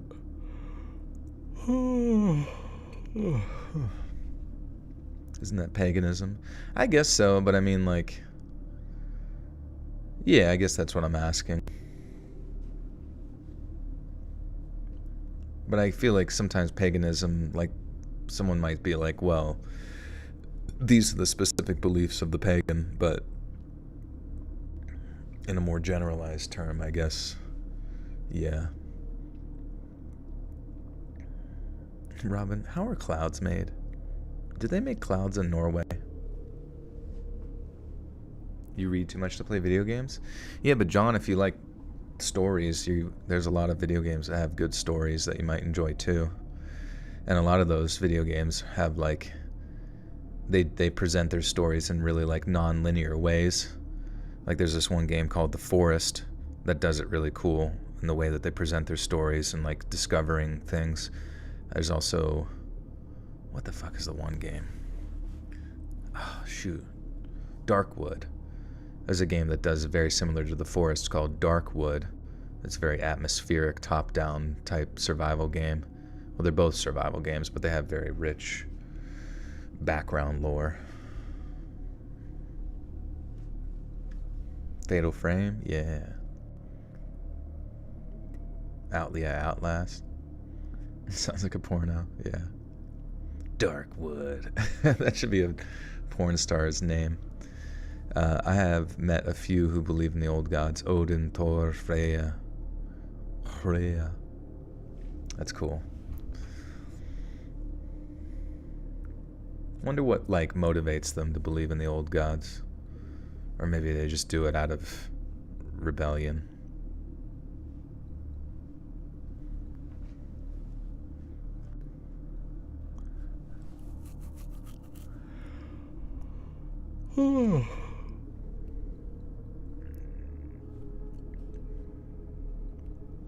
If they didn't tell me, I might have gone digging for info myself, and with Uncle Joe's death certificate being up in that attic too, it was only a matter of time before I uncovered it on my own time. Fuck, that sounds weird too. I just want to find a different word than Steam, on my own Steam. As if he's on a Steam account.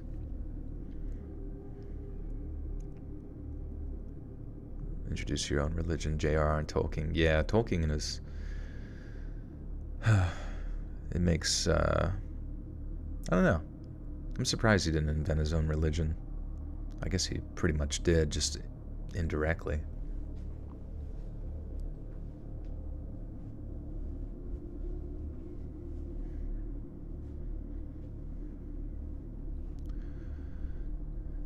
If they didn't tell me, I might have gone digging for information myself, and with Uncle Joe's death certificate being up in that attic too, it was only a matter of time before I covered it on my own. Dude, I need to just figure out a new word. I don't know what the fuck's wrong with my brain. On my own volition. Let's say volition.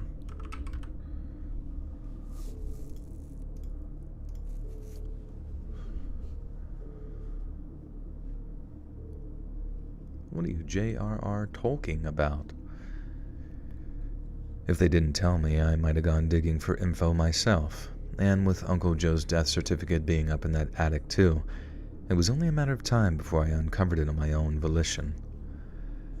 Of my own volition, though. That's what it would... God damn it, I am so fucking annoyed with this.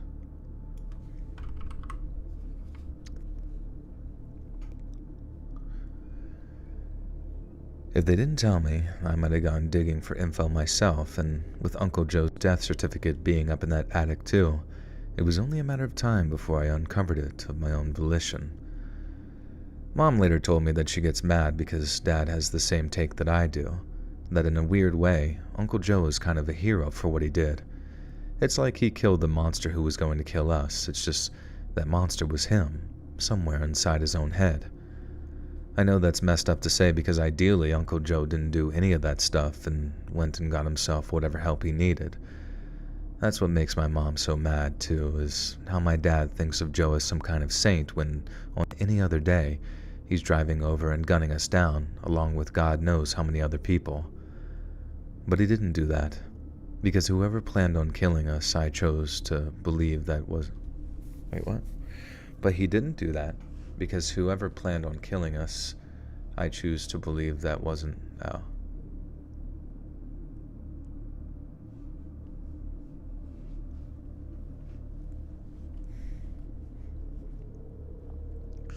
On my own Honda Accord.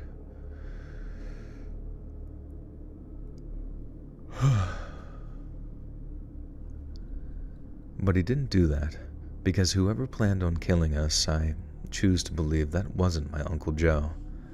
I'm not saying it was the devil or anything, but something took control of him, like a bug in a video game or something. His code went all wrong for a second, and when he realized what he was about to do, it scared him so bad that he did what he did, before it could take control of him again. Like I said, in an ideal world, Uncle Joe is still alive, but we don't live in an ideal world. And we gotta take our heroes where we can get them. So I guess it's rest in peace, Uncle Joe. I wish I understood what happened to you, but I guess the next best thing is being alive to wonder. Creepy Uncle Joe. Sleepy Joe.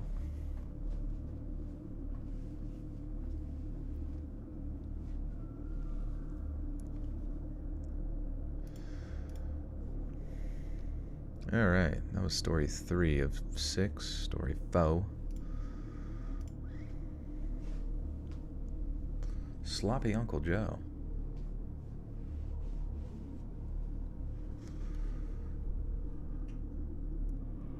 Cotton Eye Uncle Joe.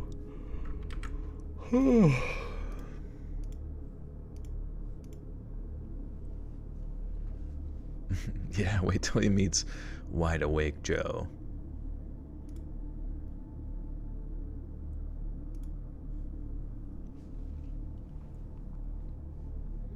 Listen to Asaphael by Jeffrey Walker. I have not, no. What's that? There's a song. Is that one of them there sing songs?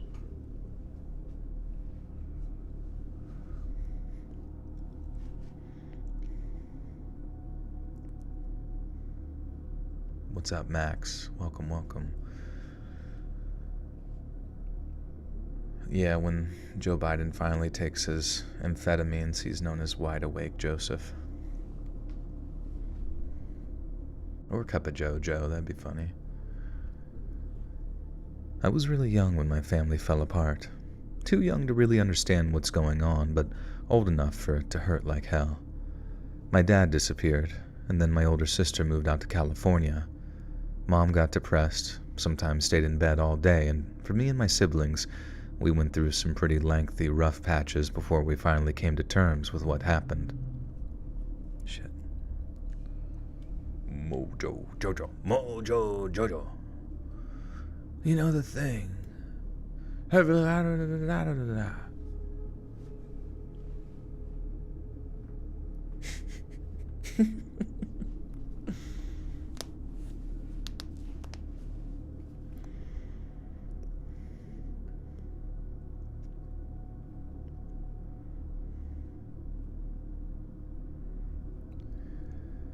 My dad disappeared, and then my oldest sister moved out to California. Mom got depressed, sometimes stayed in bed all day, and for me and my siblings, we went through some pretty long, rough patches before we finally came to terms with what happened. And I think that only happened once Dad died. He wasn't interested in seeing or talking to us, which hurt as much as you can imagine. And then one day, we heard he was found dead, up in some Wisconsin trailer park, having basically drank himself to death. There was a funeral, which we well attended, but our oldest sister didn't show up again until many years later, and this time at the funeral for my mom. My brother and sister weren't interested in talking to her, and I get it. She acted in almost the exact same way Dad did, not wanting to talk to us, not wanting to see us, not even just a little, so we could at least hope of putting the family back together. So when she did finally show back up again, and did so purely on her own terms, our brother and younger sister united against her, and it was up to me to form the very morbid welcoming committee. I invited her to stay with me and my wife while she was back in town, but she declined and booked a hotel room instead. But then the afternoon after the funeral, where we had a pretty good catch-up and... we had some delicious ketchup.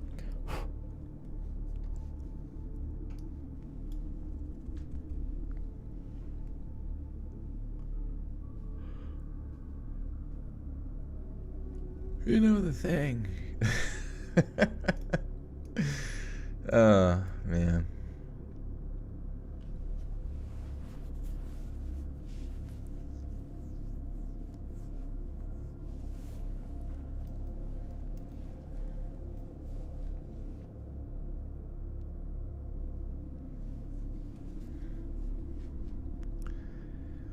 But then, the afternoon after the funeral, where we had a pretty good catch-up, she called and asked if she could come over for coffee. She was leaving town again the next day due to work commitments, and since our siblings still weren't returning her calls, she returned. Why not spend... Fuck, man, I just like see words that don't exist. What is wrong with my head? Ketchup was made from mushrooms before tomatoes? Wouldn't it just be like a separate type of condiment at that point? Mushrup?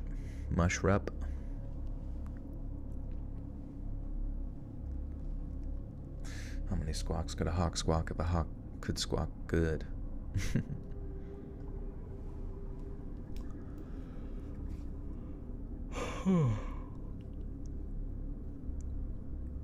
She was leaving town again the next day due to work commitments, and since our siblings still weren't returning her calls, she figured why not spend an evening with the only family member who would. I thought she just wanted to hang out and continue the catch-up, but as it turned out, she had something very specific she wanted to tell me, and at first I didn't even know if I actually wanted to hear it. The first inkling I had that she was about to drop something significant on me was when she asked if we could get some privacy. I had my suspicions that the meeting might be an emotional one, as there was no telling what we'd see each other.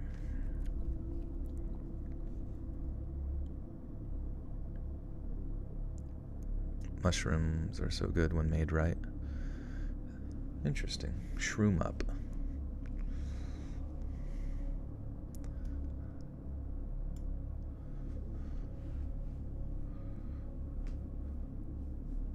Tasted closer to Worcestershire when they did that. Interesting. Girl Veteran, welcome back for 11 months. Says, give me a chills impression, Joel. My dad passed away New Year's Eve, so I could use a laugh. Sorry, that's probably not the part you want me to read like that, but I'm very sorry to hear that, Girl Veteran. Good to see you, though. Thank you for being here.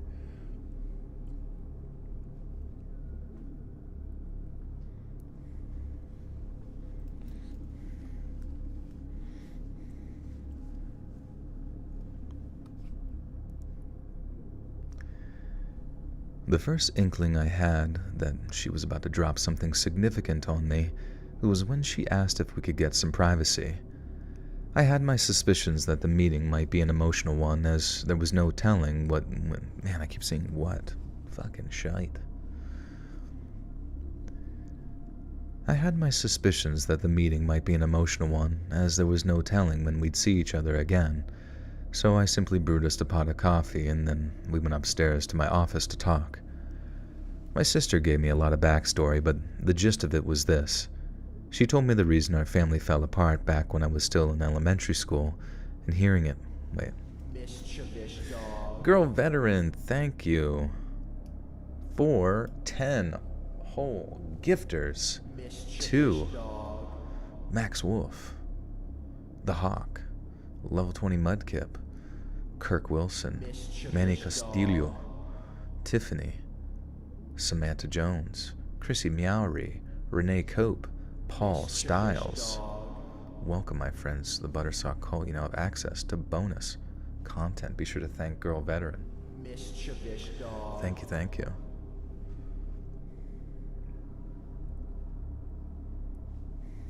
Mischievous dog. Yeah, Lynn, thank you for that. Let me...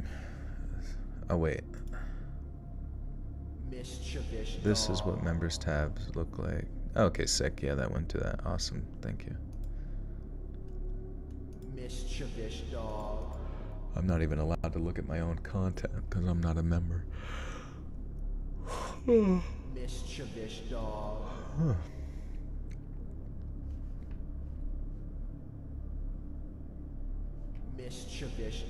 But yeah, if you did get gifted and you never experienced it before, there's a whole playlist of bonus content that you now have access to, as well as some cool emojis in the chat. Let's see, what cool ones do we have? This one, this one, this one, this one, this one, this one, this one, this one, this one, this one, this one, this one, those ones. We should add some more, honestly. I don't know what, though. Bah.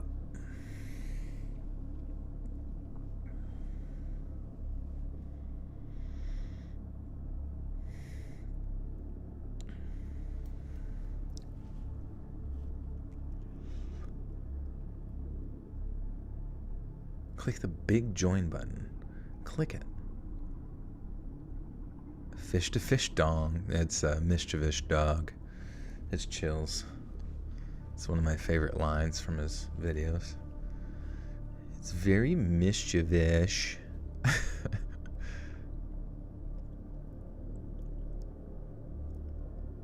Got any tattoos? Just on my lower back.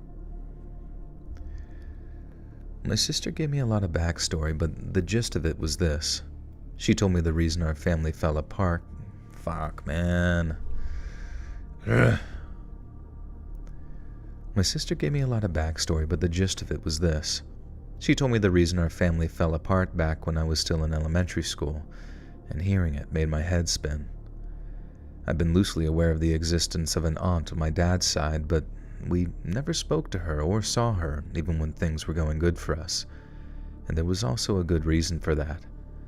My aunt was crazy, which wouldn't have necessarily been a major problem on its own, but by the sounds of it, she had one hell of a criminal streak too.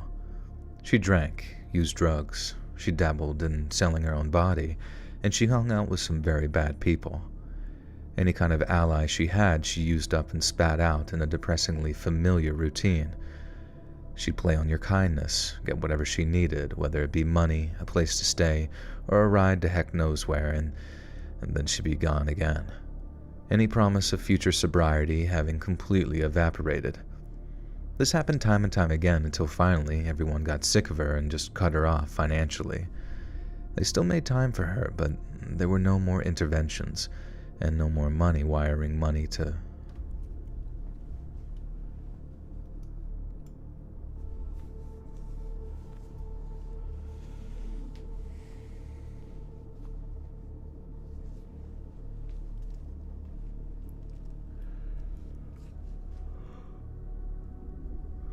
They still made time for her, but there was no more interventions, and no more no more money wiring to random bank accounts.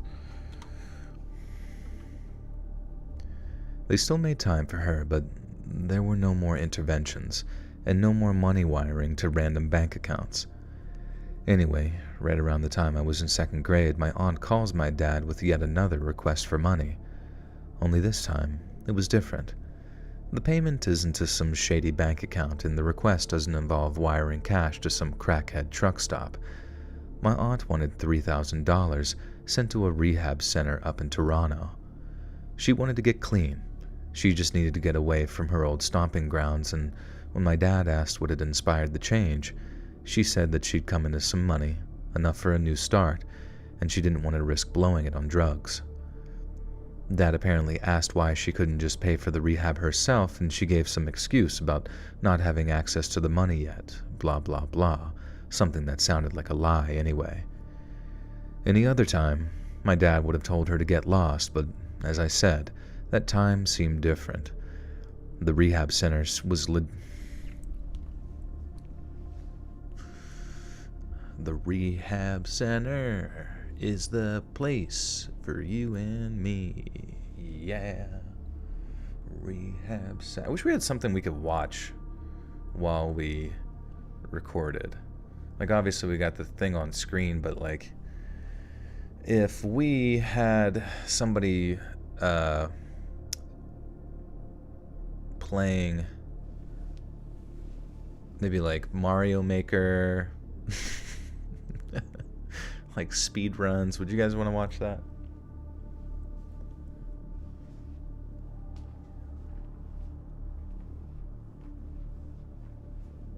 You watch the chat, that's fair. I need something to stare at. One eye can be on the text while I read, another eye can be on Mario doing a cool jump. Cutting soap. Yeah, we could do what the fuck's that game? Damn.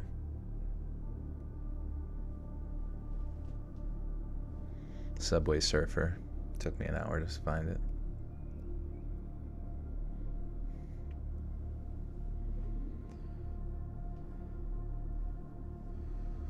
Tirana. Wait, is that how you say it? Tirana? Tirana. That sounds more country than Toronto. Tirana. Tirana piranhas. Overwatch gameplay. Who would we watch on the Overwatch gameplay world? Who's the best gamer at that game? The number one gamer. There's so many cool gamers. Any other time, my dad would have told her to get lost, but as I said, that time seemed different. The rehab center was legit. All the bank account Fuck. 6. It's funny, I do watch a lot of 6.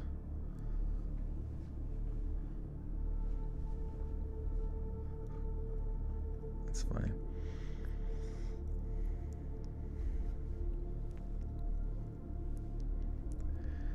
The rehab center was legit. All the bank account numbers lined up. There was no way it was any kind of scam. And so, Dad took a chance, paid the money, and just hoped for the best. He didn't even want it back. He just hoped my aunt would finally get herself clean like she'd always promised she would.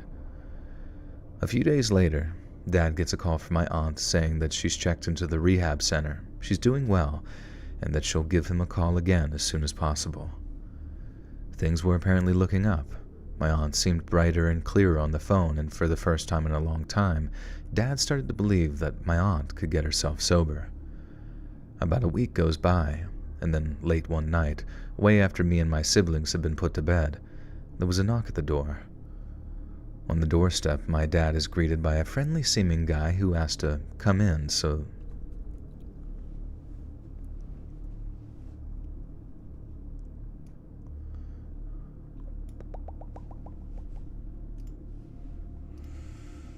Oh boy, oh boy.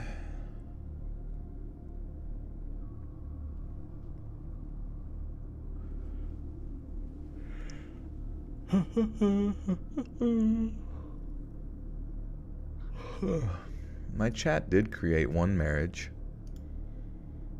There was somebody in here who met another person and they got married, so that was kind of funny. Not funny, but, cool. Blind dating. I wonder if any streamers have done that, where they, have their audience members come on and they do sort of like a contestant number 1. What's your most romantic dinner plans?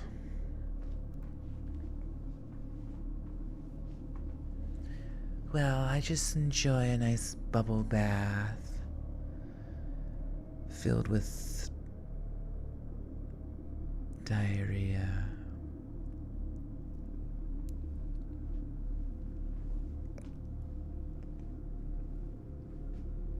Should have officiated. That would have been funny, actually. I feel like it would have been fitting. They have and will continue to do so. I don't know why that message just sounds like threatening. They have and they will continue to do so. What's my ideal girl dinner? I guess just like a handful of tacks. Just like various items strewn about the classroom. Just pick it up and eat it. It's girl lunch. Girl lunch and dinner. Oh, I'm still full from all those staples I ate earlier.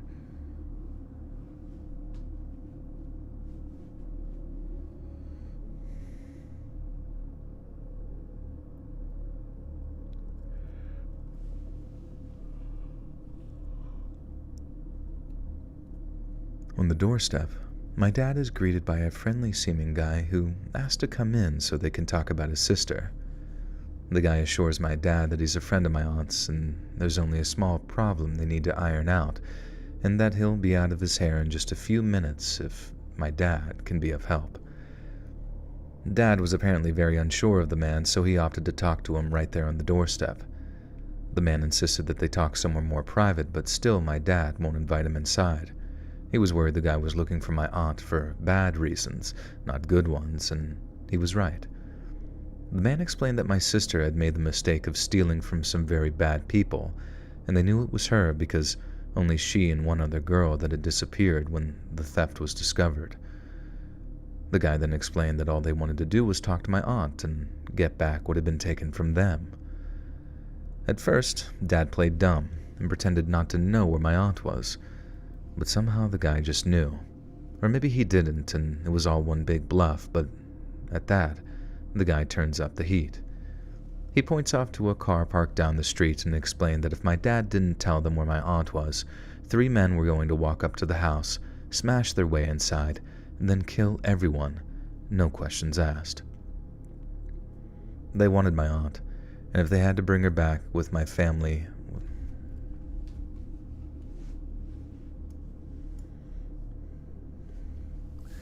Hear me out. For a skit, Batman and Jen collide. Riddler but Eminem, Robin but Michael Cera, Albert but Mr. Feeney. Robin, don't eat his mom's spaghetti. Hell yeah, dude, that sounds funny. Pradeep's out of here. Goodbye, kitty. Are you leaving? It's so funny when he turns around and he kind of rubs his face into something. He's like, me? Are you talking to little old me? Where are you going? Goodbye. Goodbye. When he turns, I like to give him a nod. Mm-hmm.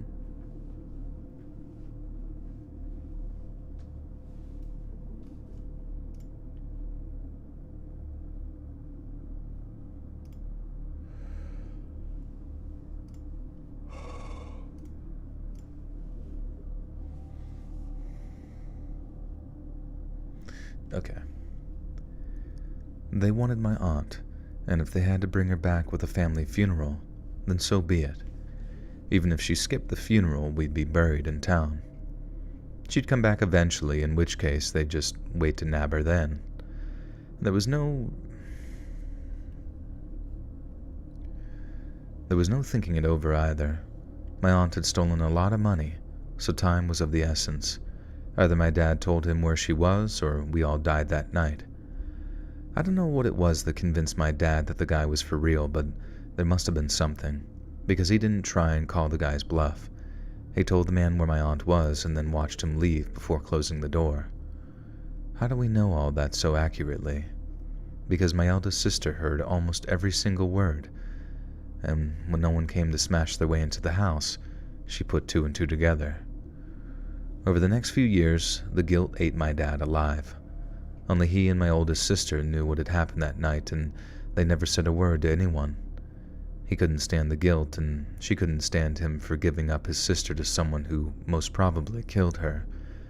And that's the thing, too. We don't even know for certain. My sister and I had her declared... Oh.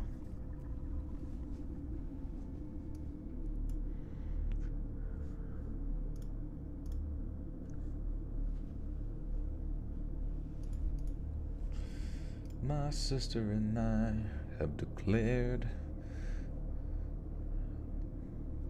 my aunt missing. Family funeral sounds like a great new... Yeah. Hosted by Stephen Harvey.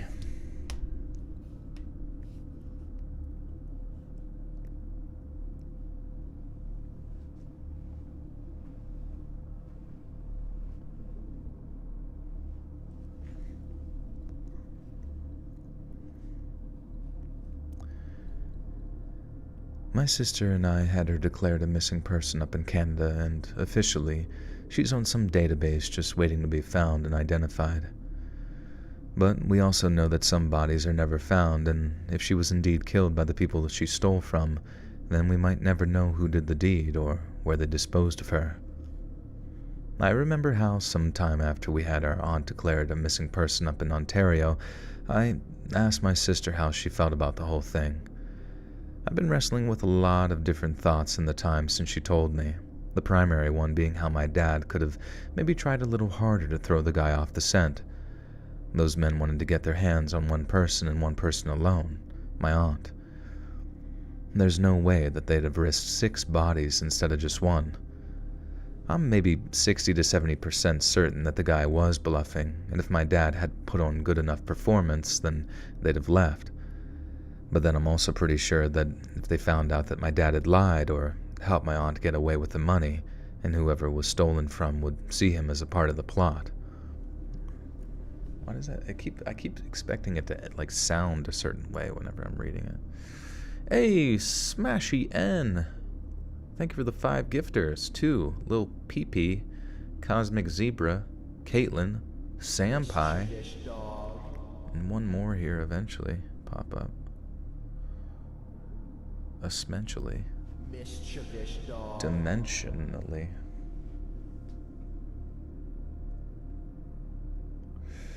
Mischievous dog. Weird. Oh, I gotta change it back to live chat too. Or change it to live chat. Maria Arts, what's good? Wait, what the heck? 1, 2, 3, 4. Is there a 5th gifter? Did anyone get it? That's funny, it just didn't give... Someone at YouTube took the...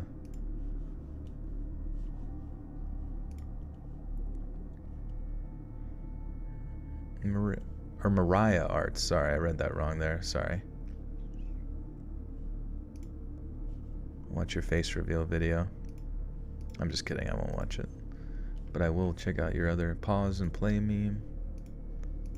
Oh, I like do animation. That's awesome. It looks really good. Meet the animator. Me. Do. Or is it just all like kind of like shorter animations, which is cool. That's cool. It's always fun to see like other content creators pop in, so I appreciate it. I didn't look at the face reveal, don't you worry. I was just checking out the animation, which looks super awesome. But Smashy N, thank you again for the 5 gifters. Let me know if who the 5th person. Do I go to the gym? I do. I actually own a gym, which is funny. I love it so much. I bought one. Girl veteran with a 150. Thank you, girl veteran. Maybe the FBI wants to listen to the content. Yeah, they got one. In 2024, you're eating more ass. Hell yeah, that's the way to do it. Hepatitis A 2024.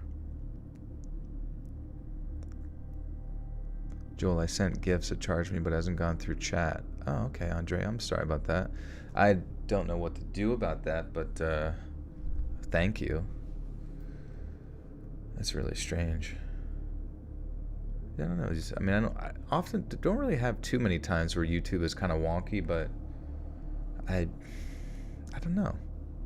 Maybe it's just kind of a delayed thing. I'm not sure.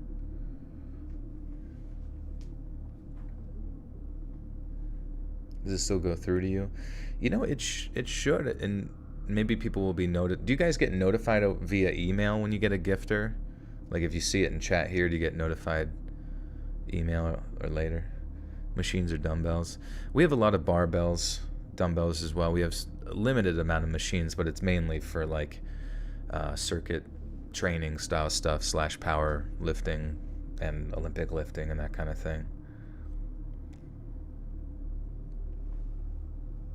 Oh yeah, email notifies you. Okay, well that's good to know. Yeah, maybe if somebody gets a notification in next stream, you can alert us if it went through. But yeah, sorry about that. It didn't pop up.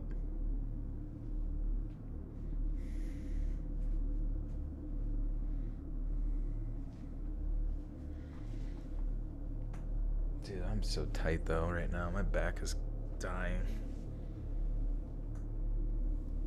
All my bones need to be clacked and schmacked. Tips on a six-pack 2024. You know, you can build your abs in the same way that you would progressively overload any other sort of building of muscle. There's this one video that popped up the other day that I felt like gave good ideas.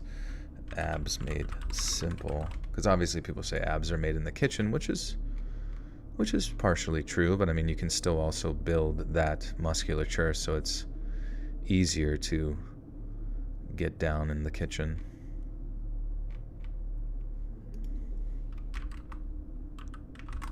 I wanted to find it. I can't even find them. Well, anyways, it was basically they were suggesting doing like something that you can like move up in weight. So like if there's a machine that you can add weight to do some sort of crunch, or maybe if you can hang from like a bar and put weight between your knees or on your feet and like lift it up to your chest, that kind of thing. Or really anything. I guess you could do normal sit-ups, but like have like a weight that you pick up as you go up and it's like overhead. I guess I'm not really sure if that like enhances the growth, but basically you just want to try to do how many sets were they saying? Something like 12 to 24 sets a week of abs to like help grow and just basically continue to do some sort of progressive overload with it. And obviously growing muscle is going to require calorie surplus as well, but you'll figure it out. Absolutely.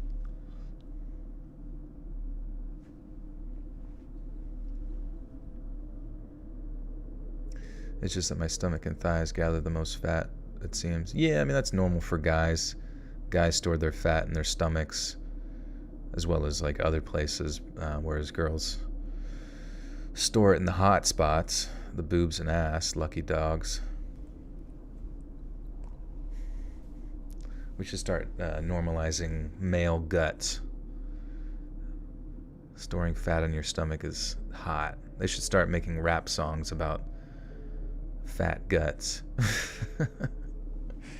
Girl veteran, thank you for the 5. Thank you.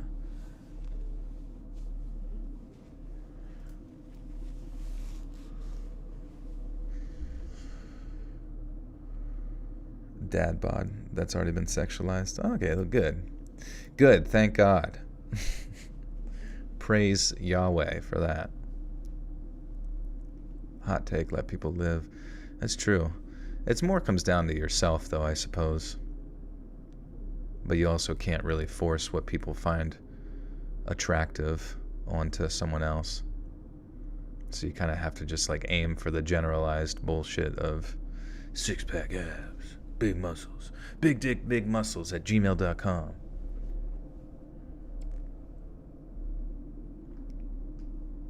You want good abs, fix your diet, do plates. Do plates? What's that? And do cardio after weights for 30 plus minutes and fat burning with 70% max. I was curious about like doing cardio after lifting. Like, would the amount of cortisol that you release, and I'm just curious, I don't really know, but just out of like theory, with the amount of cortisol that you release after lifting that is released via cardio, would that maybe interfere with the growth? Oh, Pilates, maybe that's what you meant to say. No worries. But would the amount of cardio that you do after lifting and the cortisol release from that interfere with the muscle growth? And then if you're like, you know, say you're doing a bunch of sprints, or say you're doing a bunch of like biking, and then you consume protein later, is your body going to like target protein synthesis specific to the cardio workout? Is it just going to be generalized? I mean, I guess I don't really, you would probably have to know more how the protein synthesis growth process works, but I don't know. I mean, I guess if you're doing a cut, if you're like trying to cut weight, cardio would probably be important. But I've always, lately, I feel like I've been hearing people like separate their cardio out, like do it in the morning when you're fasted or something, and then do your lifts later on.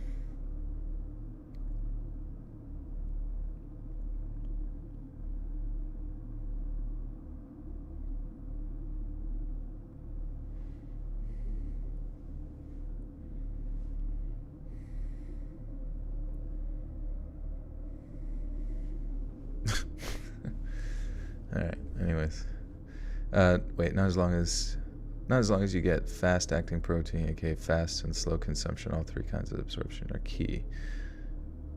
Okay. Yeah. Yeah. I guess honestly, just getting in the gym in general, it's fucking win-win. Go swimming helps tons. Nice, Robin. Yeah, dude. Swimming seems so nice. I remember back in the day being in the YMCA with like I had like goggles on and fucking flippers. I was in heaven. It was like that scene from Ghost in the Shell when she's like floating up to the top, pondering her humanity. That was based on me at 5 years old.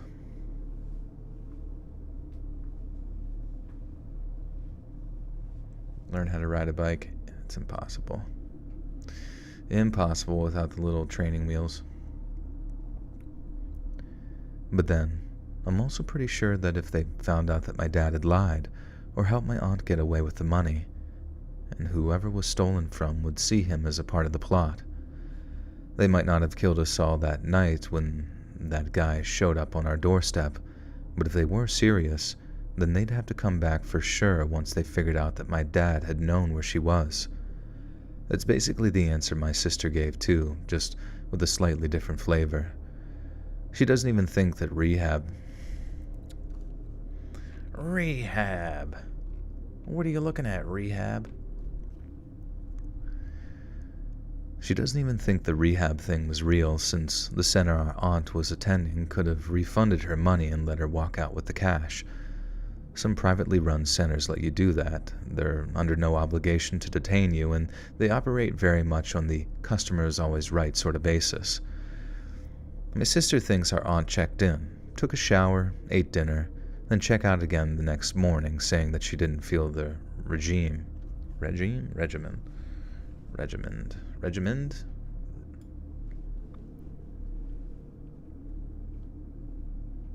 Trying to make me go to rehab. I said, no. I'd rather smoke drugs, I'd rather drink dirt. No.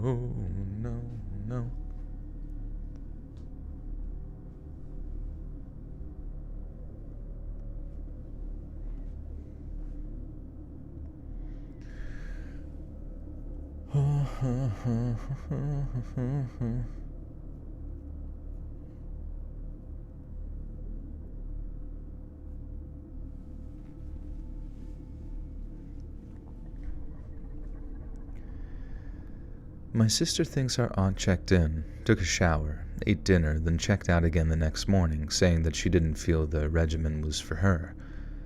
She then calls my dad on the way out, reassures him she's doing good, and then basically just kind of disappeared. The cops up in Canada say there's no evidence of any foul play, and that our aunt might still be alive and well, possibly even living.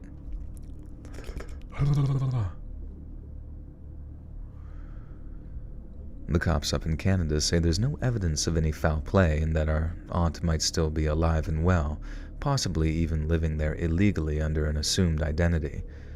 But both my sister and me, we think otherwise. Those guys, whoever they were that our aunt had stolen from, they never made a return visit. And if Dad had told them where she was and she wasn't there with their goons arrived up in Toronto. I never heard it called Tor. I'm just gonna... Up in Tor. Yeah, up there in Toronto.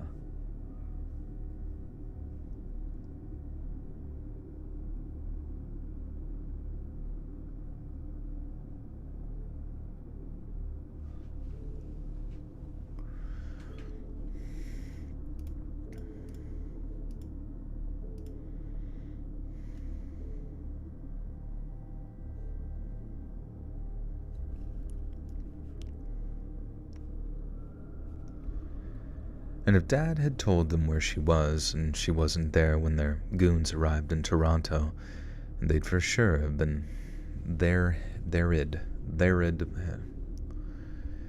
If Dad had told them where she was, and she wasn't there when their goons arrived in Toronto, there'd for sure have been hell to pay. But they didn't come back, and to us, that's the strongest evidence possible that they tracked her down, found her, and made her disappear in a way that you don't come back from. What's worse, Dad isn't around anymore to tell us about it. I guess he figured that we'd never understand why he did what he did, and that he'd think that he'd have blood on his hands. If he'd only known how wrong he was about that, would he still have let the guilt eat him alive until his liver gave out and he died alone and in pain? Maybe yes, maybe no. I've learned that's not for me to say or dwell on too much. But I'd like to think that one day I'll get a chance to tell him how much I appreciate him and what he did. Because my father didn't sacrifice his sister for our safety. She was doomed long before that. He sacrificed his own sanity for us, and as messed up and poisonous as the whole situation is, I wish he knew just how much I understand and appreciate what he did for us, even if living with it ended up killing him.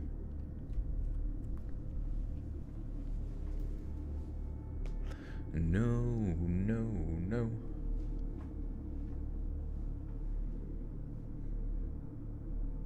What are you going? What are people yelling about?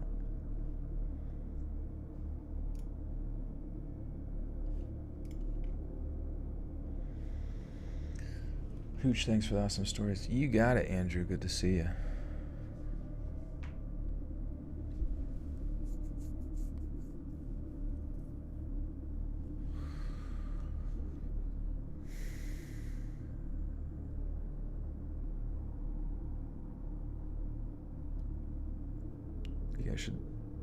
You guys should talk about cool things. What are some cool things? What are the coolest things happening on Earth right now? Or before, or later?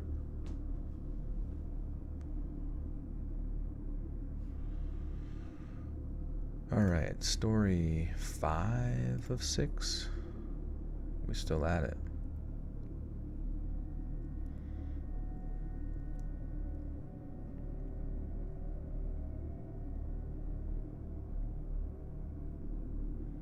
Redacted files. I don't know what you're talking about, dude. You're not banned. You're talking in the chat.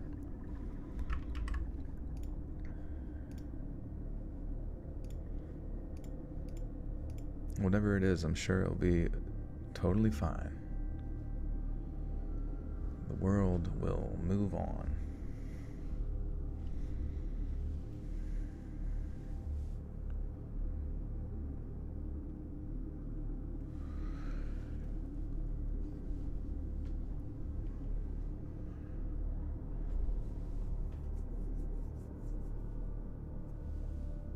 It's whatever.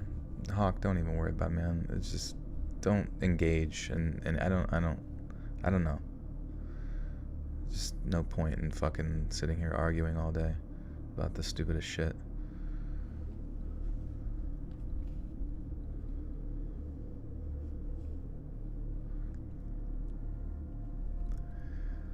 Around the time I was 9 or 10 years old, my immediate...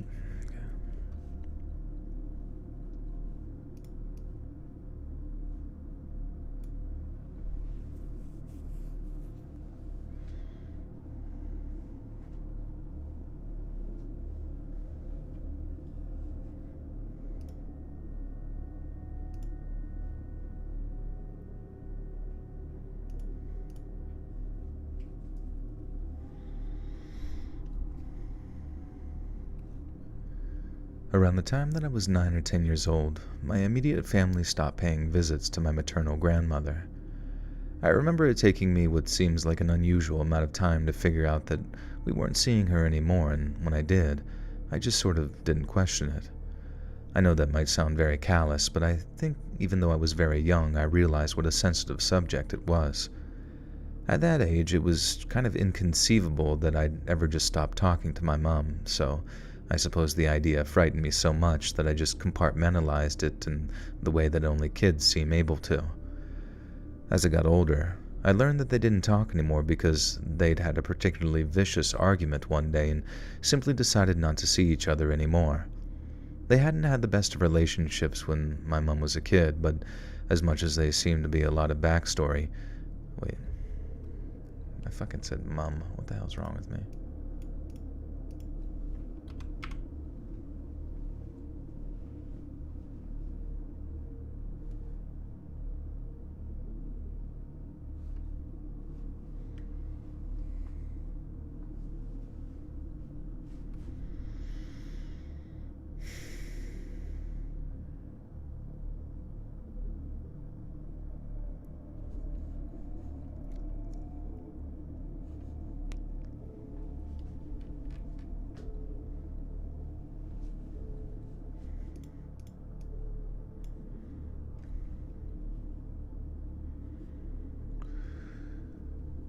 At that age, it was inconceivable that I'd ever just stop talking to my mom, so I suppose the idea frightened me so much that I just compartmentalized it in a way that only kids seem able to. As I got older, I learned that they didn't talk anymore because they'd had a particularly vicious argument one day and simply decided not to see each other anymore. They hadn't had the best of relationships when my mom was a kid, but as much as there seemed to be a lot of backstory, I don't want to ask about it. It was all just so sad, and whenever she talked about it, the subject always had Mom on the verge of tears. And then as I got older, I started to feel a huge amount of contempt for my grandma because whatever the hell she'd done, it had left my mom heartbroken, and there was just no other word for it. I was more than happy to forget about a person that had hurt my mom that much, and it didn't matter one bit if she was a blood relative or not. But then one day, around Thanksgiving of 2017, Mom called me with some news. Grandma was dying, and if I wanted to see her before she passed, I'd have to do so that week or risk traveling up to her too late. Knowing she was on death's door changed a lot for me, and I strongly considered going to visit her in whatever home or hospice she was in. But then, when I asked where the place was, the answer that came back almost knocked me off my feet. For a start, I was actually kind of surprised that Grandma was even still alive. I'd considered the possibility that she'd passed and we simply hadn't heard about it, so knowing we had one last chance to make peace with her was definitely a big perspective changer. I asked Mom if she'd be heading up to visit Grandma, and when she said no, I asked where Grandma actually was. Mom paused and then said, "She's up in South Burlington."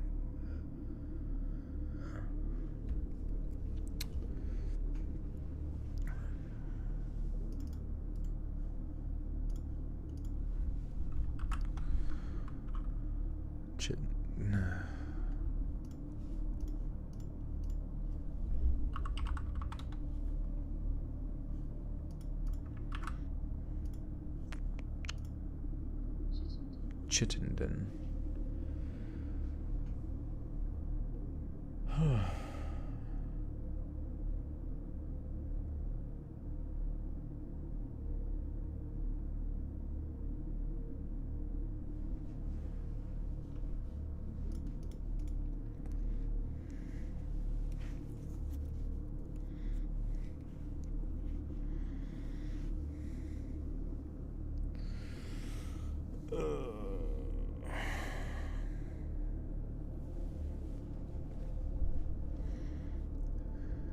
Mom paused and then said, "She's up in Burlington, at a place called Chittenden." The name didn't ring any bells for me, nor should it now that I think about it. I asked Mom if Chittenden was like the name of her residential home or something, and the reply came back word for word.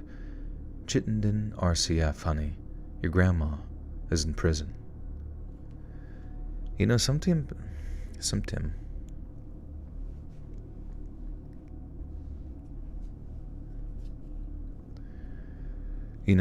people will ask you, "Are you sitting down?" before they give you some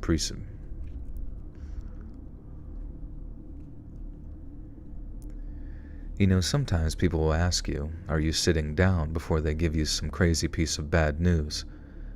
I know why they ask that now, and I'm not saying I got anywhere close to passing out, but for a second or two, I completely retreated inside of myself.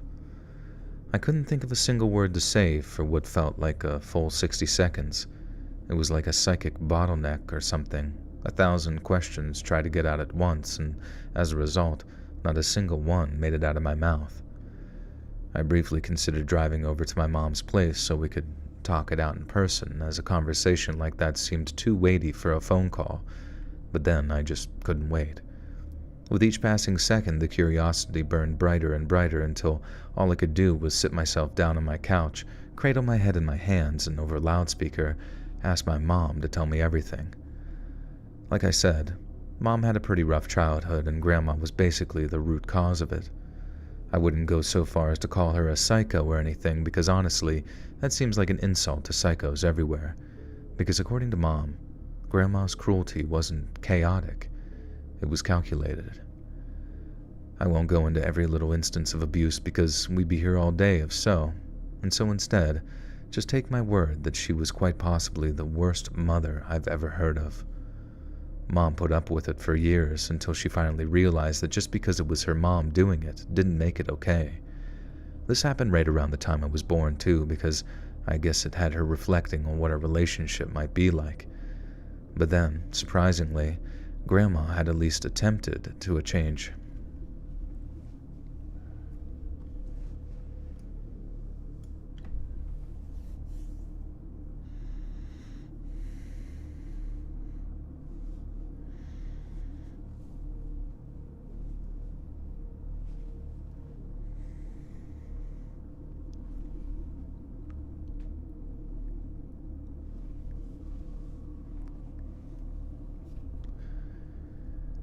But then, surprisingly, Grandma at least attempted to change her ways.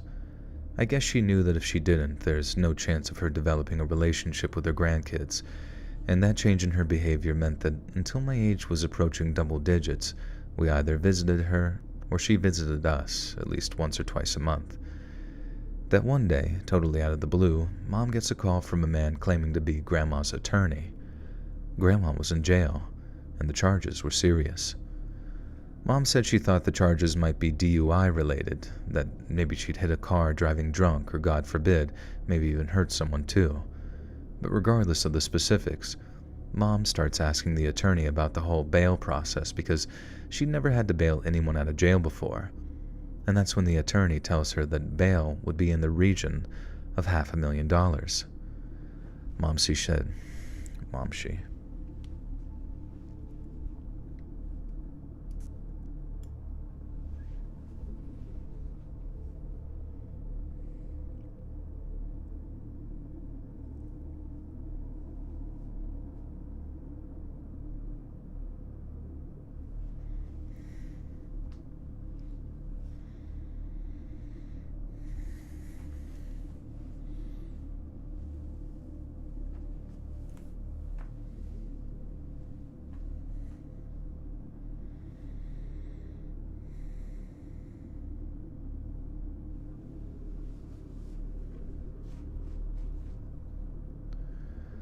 Mom said she felt her stomach tying itself in knots when she heard that number, as it told her everything she needed to know about the severity of the crime. Grandma hadn't just been caught driving after one too many.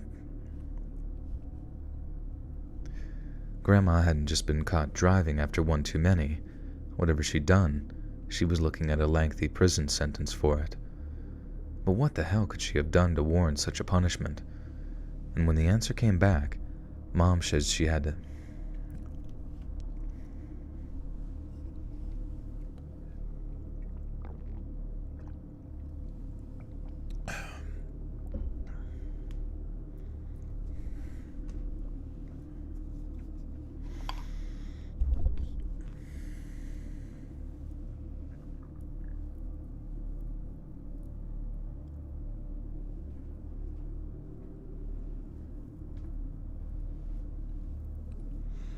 Cheeky Meatball, what's up?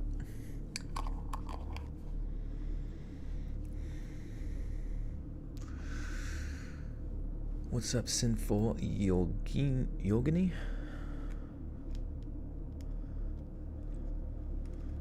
I'm doing good. We are on story 5 of 6, and this grandma did something real bad.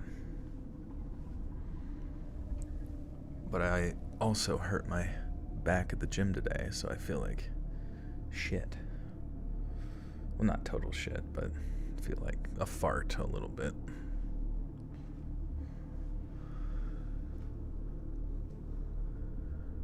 Mom said she felt her stomach tying itself in knots when she heard that number, and it told her everything she needed to know about the severity of the crime. Grandma hadn't just been caught driving after one too many. Whatever she'd done, she was looking at a lengthy prison sentence for it. But what the hell could she have done to warrant such a punishment? When the answer came back, Mom said she had to pick her jaw up off the floor. It just didn't seem real. Grandma was being charged with 4 counts of solicitation to commit murder, 4 counts of conspiracy to commit murder.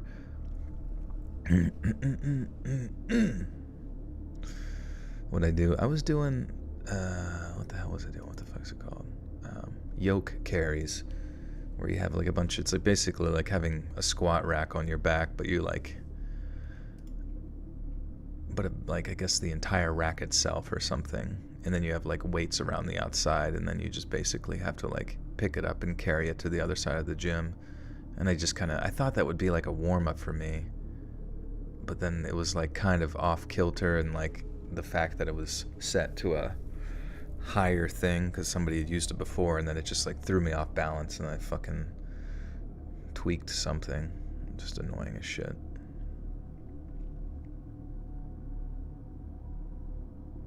Like yogi, but with a knee. Yogini. Oh, okay, there we go. That makes sense.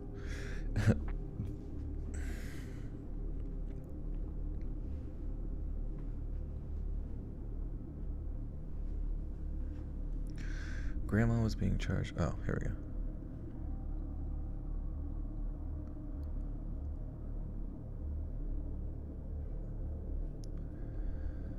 Grandma was being charged with 4 counts of solicitation to commit murder, 4 counts of conspiracy to commit murder, and 1 count of being an accessory to murder. Long story short, Grandma had been in a long-running dispute with one of her neighbors, some family of young professionals who had 2 young children. We never found out exactly what it was over, but instead of moving or building a higher fence or something, Grandma came up with a different kind of solution to the not-so-neighborly rivalry. She went on the internet and tried to hire a contract killer. I don't know if she just wasn't all that computer literate, or it was all that bat poop craziness coming out of... Bat poop craziness. Oh. Merge Mansion lore? What's Merge Mansion?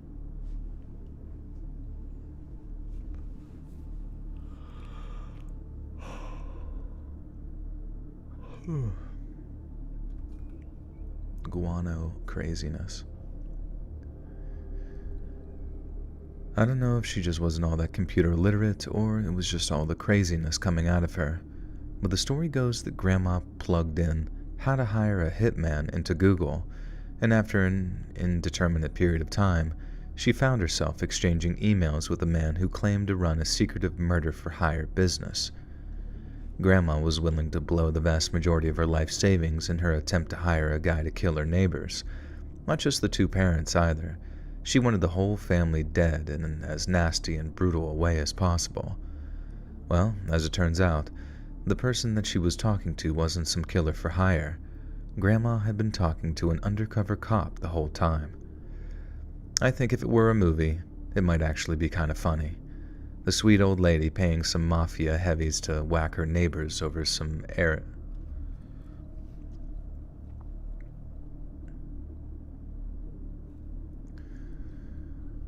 The sweet old lady paying some mafia people to whack her neighbors over some dog poop. But the reality isn't funny at all, and it should give you an idea of how Grandma was actually the total opposite of a sweet old lady. She was psycho, probably with some severe but undiagnosed mental illness, but that's still no excuse for making my mom's life a living hell for the first 20 years of her life, and only then being barely tolerable once Mom had escaped her clutches.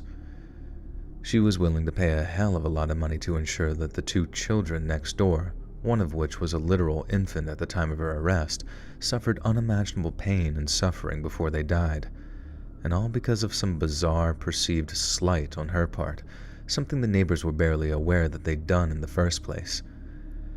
I didn't go up to visit her, and about a month later, word filtered down to us that she'd passed away. Prison officials said her final words involved giving her possessions to an old cellmate. She made no mention of her family at all. Sometimes I think that if I had wanted to see her, she wouldn't even have recognized me. But that's okay, because I wouldn't have recognized her either, especially not after learning of the woman she truly was.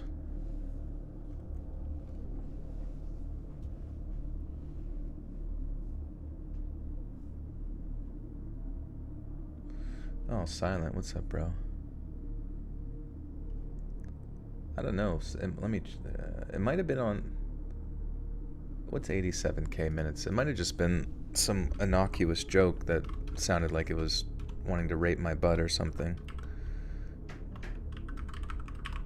It's no big deal. I don't know how to undo any sort of. Well, I don't know what to do. Anyways. Whenever it pops up on an alternate account, you know what I mean? Like, you don't really know who is who, or like who's just saying like random shit. So sometimes people get timed out, and there's like a 24-hour time out thing. So it's probably all it was. It's really no big deal.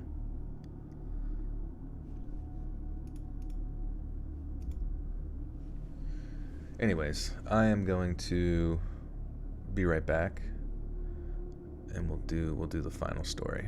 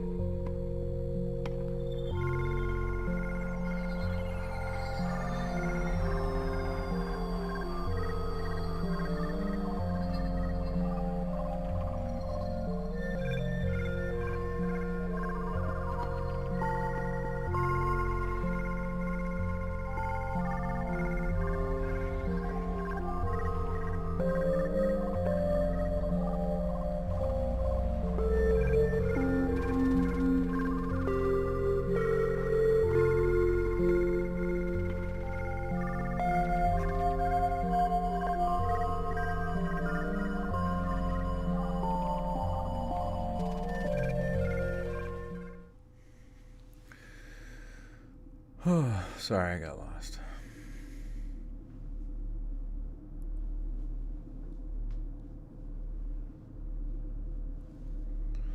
Oh man, my back hurts like poop. Getting blown out.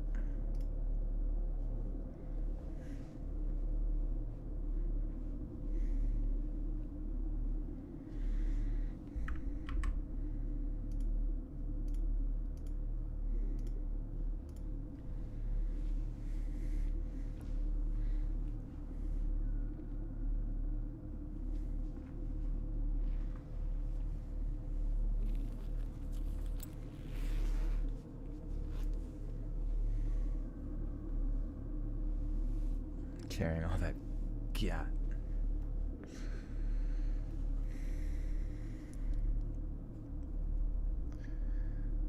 For a long time, what I'm about to tell you remained my family's deepest, darkest secret. Certain individuals would have been more than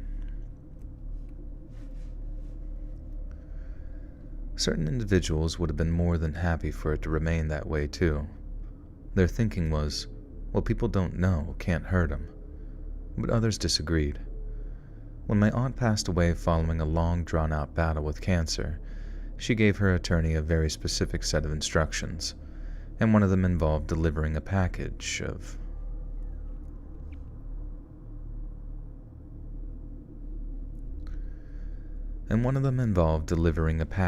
old documents to me, personally.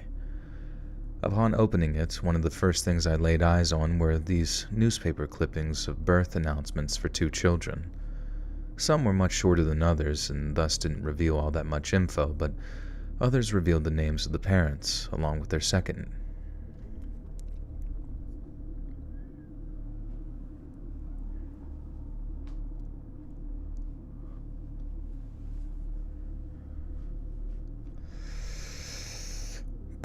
What is it? Upon opening it, one of the first things I laid eyes on were these newspaper clippings of birth announcements for 2 children. Some were even shorter than others, and thus... what the fuck? Some were much shorter than others, and thus didn't reveal all that much info. Damn, I'm just so fucked up. God damn it. Some were much shorter than others and didn't reveal all that much info, but others revealed the names of the parents along with their last name. And it was my last name and the parents' names were the same. It was my last name and the parents' names were the same as my... Okay, Jesus Christ.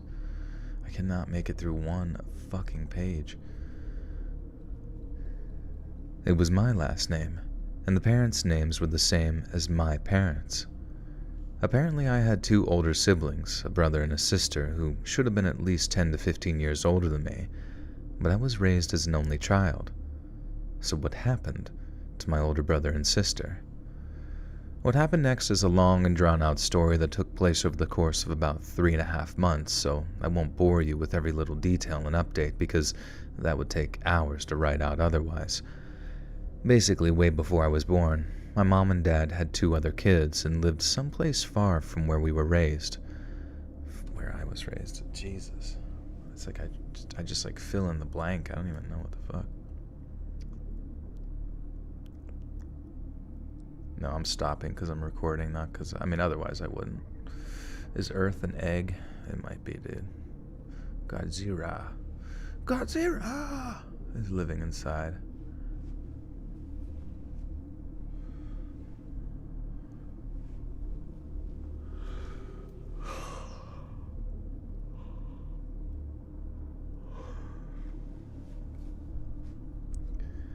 Basically, way before I was born, my mom and dad had 2 other kids and lived someplace far from where I was raised.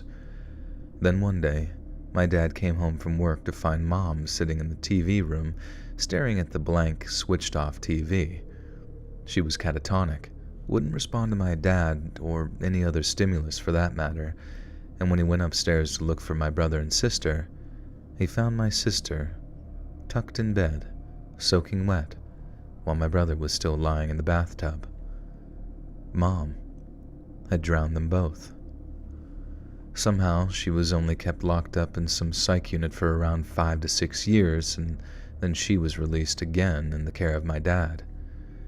Everyone advised them not to have any more children, but my parents ignored all advice, moved across the country to escape all the naysayers and unwanted attention, and then a short time afterward, I was born. It took quite a while to put this all together, and the entire time, despite showing up on one occasion with tangible physical evidence of what had happened, my parents denied the entire thing. It was all the denial that made me want to go no contact with them, because there was so much I needed to discuss with them, but they wouldn't grant me any kind of explanation. I was the kid that never should have been born. And grateful for life, but acutely aware of how irresponsible it was for my parents to have another child, that child being me. I felt like at the very minimum I was owed some kind of explanation, but apparently neither Mom or Dad saw fit to give me one. And I've tried therapy, but the only thing it helped me realize is that this isn't something I can resolve without my parents' help.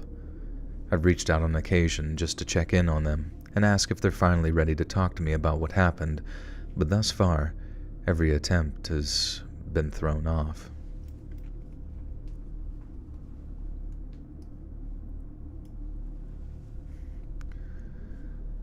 But thus far, every attempt has been denied. I hope that one day they'll be ready to talk about it, or at least one of them will be ready to talk about it. But every day that passes, the time I have left with them gets shorter and shorter, and sometimes I think they'll never be ready. I'm scared that the only things I'll have to connect to me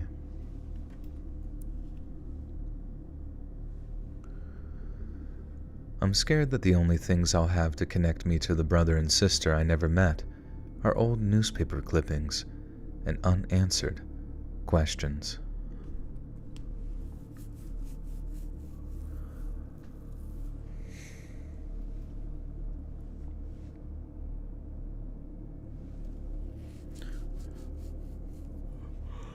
Oh, all right. We're done. We're done. We're free. We're free. We're free. Free.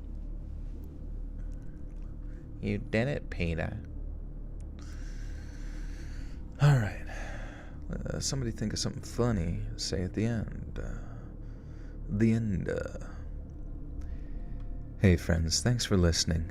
Click that notification bell to be alerted of all narrations. I release new videos every Monday, Wednesday, and Friday at 7 p.m. EST, and there are super fun live streams on Sundays, Tuesdays, and Thursday nights. If you got a story, be sure to submit them to my subreddit r/Let'sReadOfficial, and maybe even hear your story featured on the next video. And if you want to support me even more, grab early access to all future narrations and bonus content over on Patreon and by clicking that big join button over here on YouTube. And check out the Let's Read podcast, where you can hear all of these stories and big compilations located anywhere you listen to podcasts. All links in the description below. Thanks so much, friends. And remember, Lisa needs braces.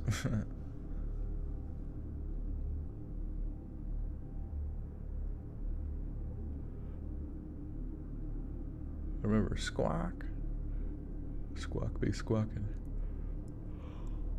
Licking doorknobs is illegal on other planets. This is true. Thanks much. And remember, licking doorknobs is illegal on other planets. I feel like I have to say that slower. Thanks so much, friends. And remember, licking doorknobs is illegal on other planets. All right, done. How do you have that voice? My mama gave it to me. Oh. Luke Mikalsen, welcome to the Buttersock Cult. You now have access to bonus content. Being chilling, you might be able to develop your voice, though, you know. If you're younger, it might change, but also you can just train your voice to sound like certain things by just practicing. You went McDonald's? I went McDonald's. Fucking hell. But love you guys. Appreciate you. Yeah. I'm going to get this up and edited over on Patreon first thing. It's only $1 for early access over there. And then I'll get it up on YouTube. Same time, same place. 7 p.m. Hopefully I get it up at 7 p.m. Lately I've been kind of like in between 7 and 9 p.m. But definitely one of those hours. 7, 8, or 9 p.m. EST. Guaranteed. Tomorrow, same time, same place here. New podcast is up over on wherever you listen to podcasts. The Let's Read podcast. Spotify, Apple Podcasts, wherever. Be sure to check that out. My audio remasterer friend, Enect, he is putting a lot of effort into 2024 to make it the best, sounding audio quality with a lot of custom background music and things of that nature for 2024. So be sure to go show some love for that. But otherwise, guys, follow me on Twitter at Let's Read or Instagram at letsread.official. Be kept up to date when I go live. And if you want to check out the old live streams, just go into the playlists and look for live streams over there, and you can find them all from newest to oldest. Otherwise, guys, I'll see you. Probably be streaming again on Thursday, currently Tuesday. So hit that notification bell and you'll be able to catch me next time. But otherwise, guys, love you, appreciate you, and I'll see you again oh so soon.